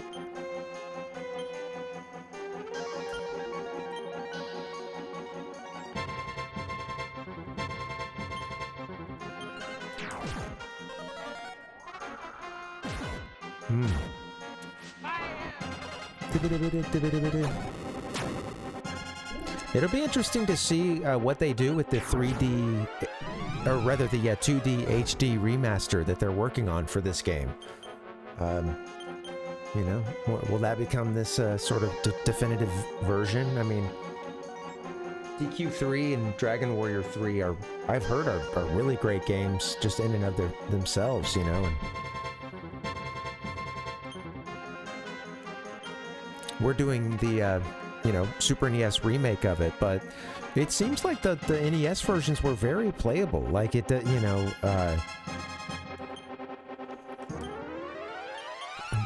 you get quality of life improvements here. You do, but, you know, yeah. I think the next time I play one of these classic ones, I'll, if it is one of the ones that was on the NES, I will play the NES version, I think. Okay, alright, got a couple stairs here. Let's go down and... These dead stools suck.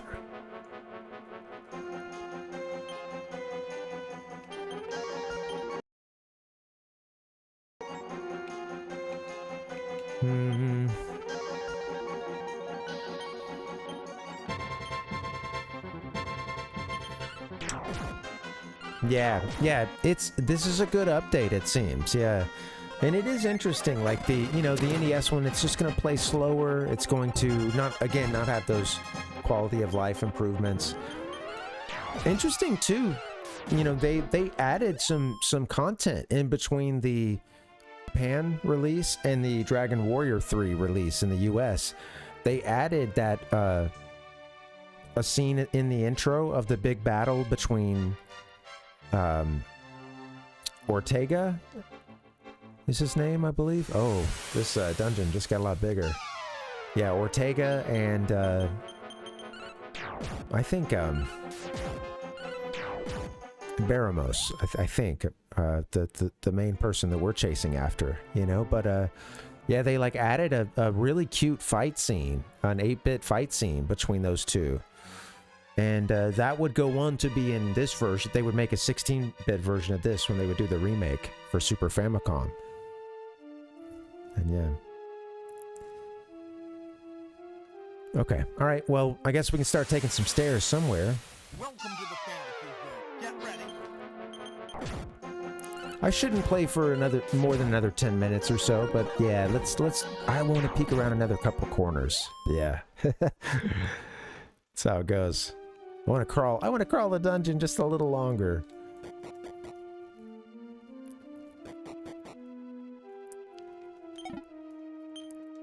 Found a small medal. Cool.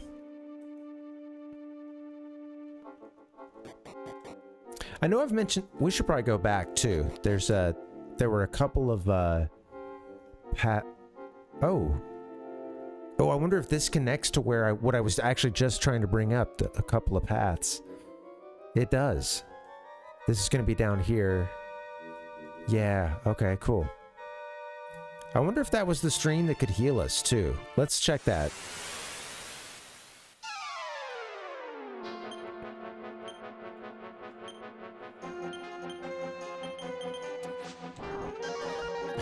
The Game Boy Color version of well, in North America, Dragon Warrior 3, you know, DQ3 in Japan. I had the Game Boy Color version of it. That was the first Dragon Quest related game I played. But I didn't make it very far in it. But it is actually even though DQ3, of course, is a Famicom NES game, this was based off of this remake, the 16-bit Super Famicom remake, and I hear that it's awesome. And if you like Game Boy Color, if you really like the art style of a lot of Game Boy Color games, that this is really primo. And it even has animations, like the enemies and bosses have animations. Yeah, it looks cool.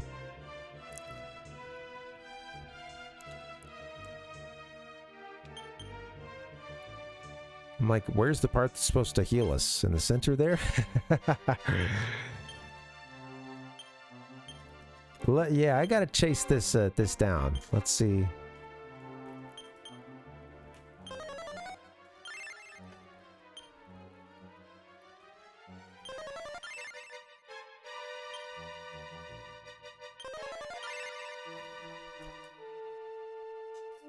Yeah. Right, that's a great example, Binary, of the sometimes the improvements that get made to the North American release over the original Japanese. Yeah.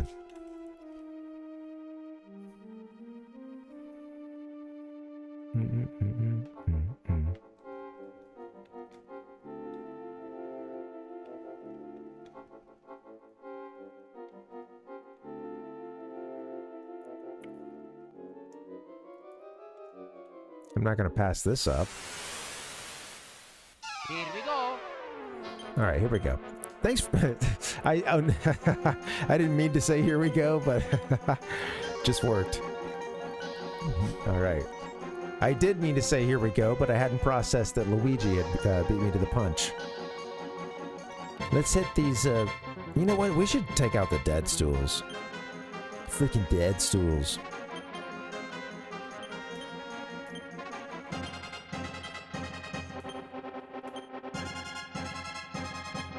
Hit him with the fireball, yo.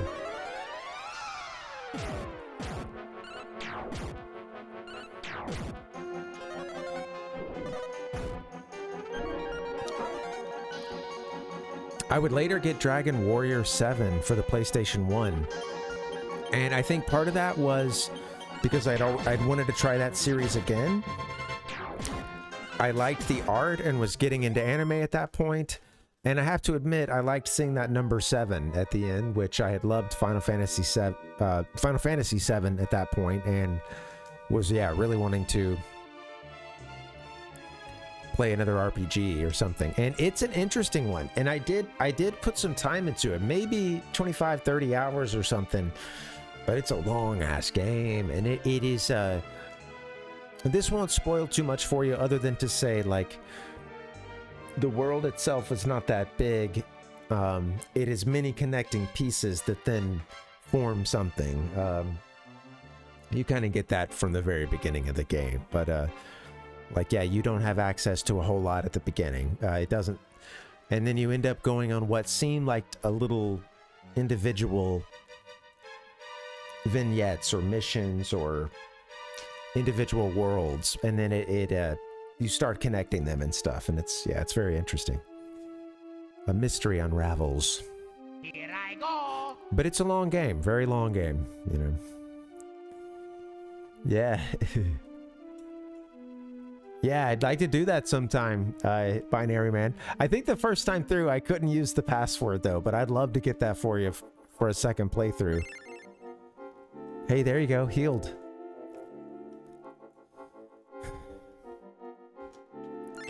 I'm gonna do a safety save, and then I do need to wrap it up soon. Let me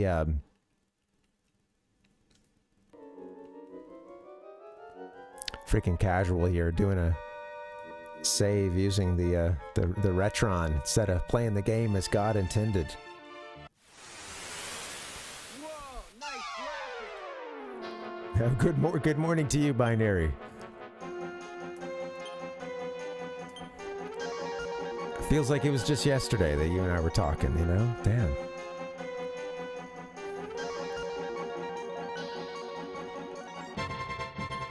Take out the rabbit hounds. No, Benji, you should fight. Fight Rambo. I always want Rambo to pop off a spell. You gotta go easy on that. You should just fight.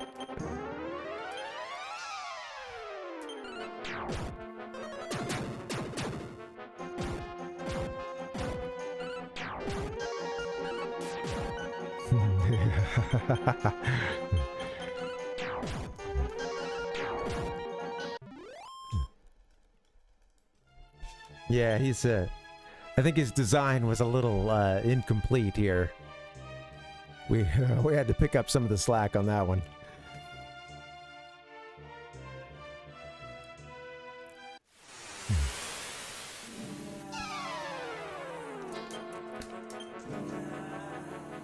All right, here we go. Let's go fireball to the dead stools.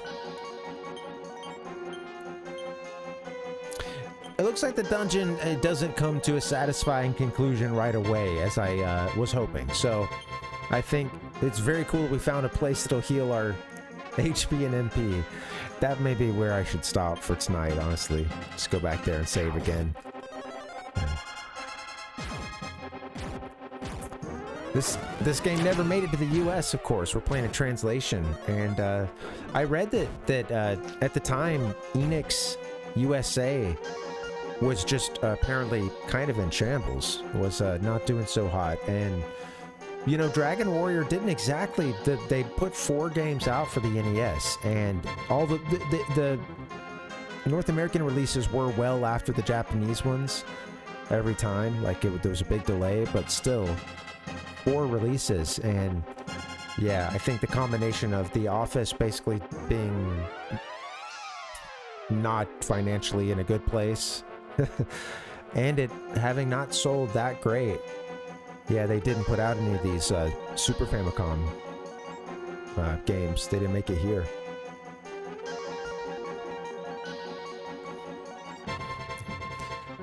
I guess, yeah, PlayStation, you know, would pick up after the Super NES, the PS1. Or after the Super Famicom, rather, you know. Alright, here we go. Let's hit them with the fireball. And then it would all move back to Nintendo. There were a lot of titles on, I believe, DS and 3DS. But at least 3DS has a lot of stuff on it. It's apparently some really cool ways to play a lot of the... They did remakes of a lot of the Super Famicom games, you know, so... I think 4 too, but they haven't done 3. They didn't do that on the 3DS, I guess. Anyway, I'm getting lost in the sauce.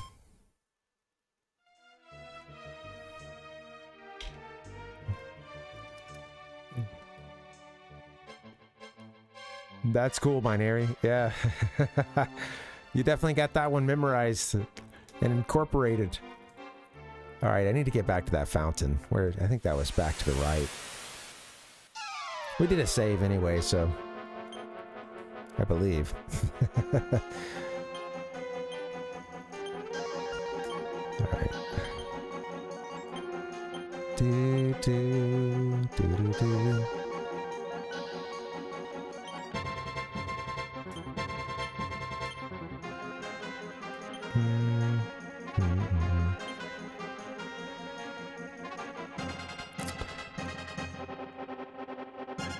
Yeah, I hit them all. I'm tired. I should hang it up. I'll get through this fight and then, yeah, I'll handle the saves and stuff. We did one back at that, back at the, you know, spring or fountain or whatever it was. So, I think we're good. Yeah.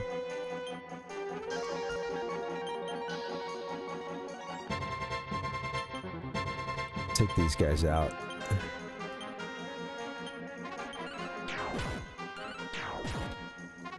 We would have to go all the way back to a castle.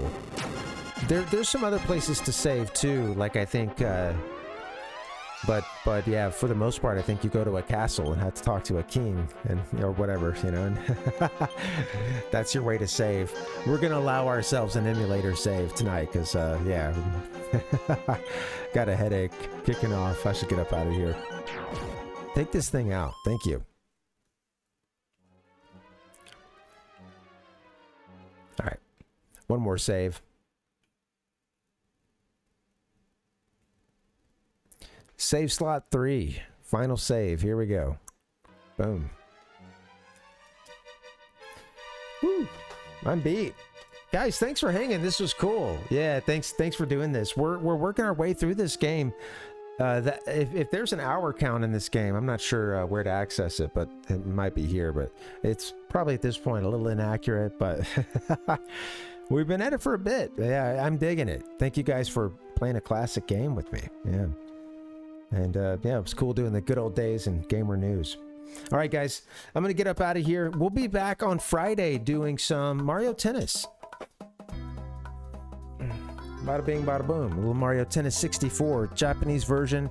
It's been fun. We've watched the credits roll with a couple of characters, but let's see if we can beat the game with a few more. And maybe if we do that, if we do it with all the characters, then we can unlock the next cup. Sounds fun. We'll do more gamer news in good old days, too. I'm out, guys. I'm tired. Let me play some sounds for you on the way out. Good night, guys. Adios. I should say, thank you guys. This was really fun. Thank you, Parvination. This was really cool. Thank you guys for hanging. Yeah. All right. Adios. Bye.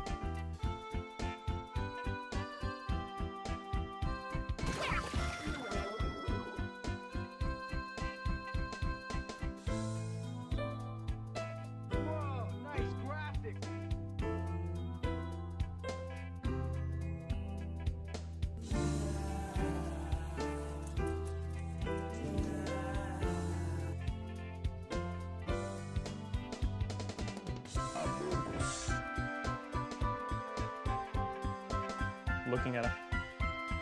My trick is to take the first bite and then open the sandwich a little bit, and then I blow on the inside to cool it down. Here I go. Beautiful blue skies and golden sunshine.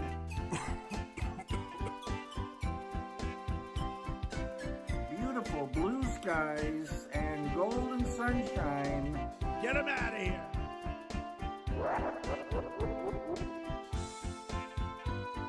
And then who's responsible for coming together over me right now?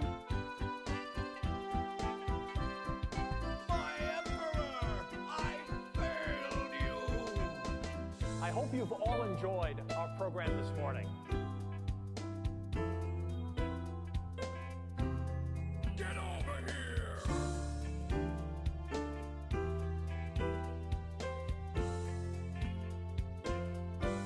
Impossible, meaningless.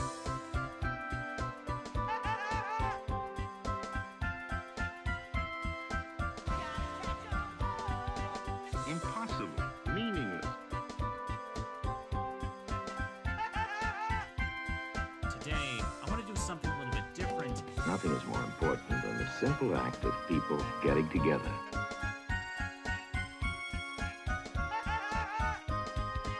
Nothing is more important than the simple act of people getting together. Dragon Quest. Dragon Quest. Dragon Quest.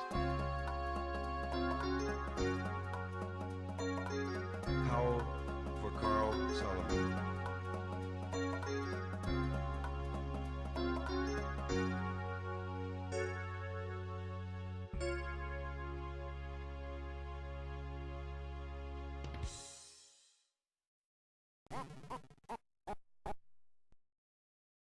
He sits on his ass all day, smoking dope and jerking off while he plays that fucking game. We blew it.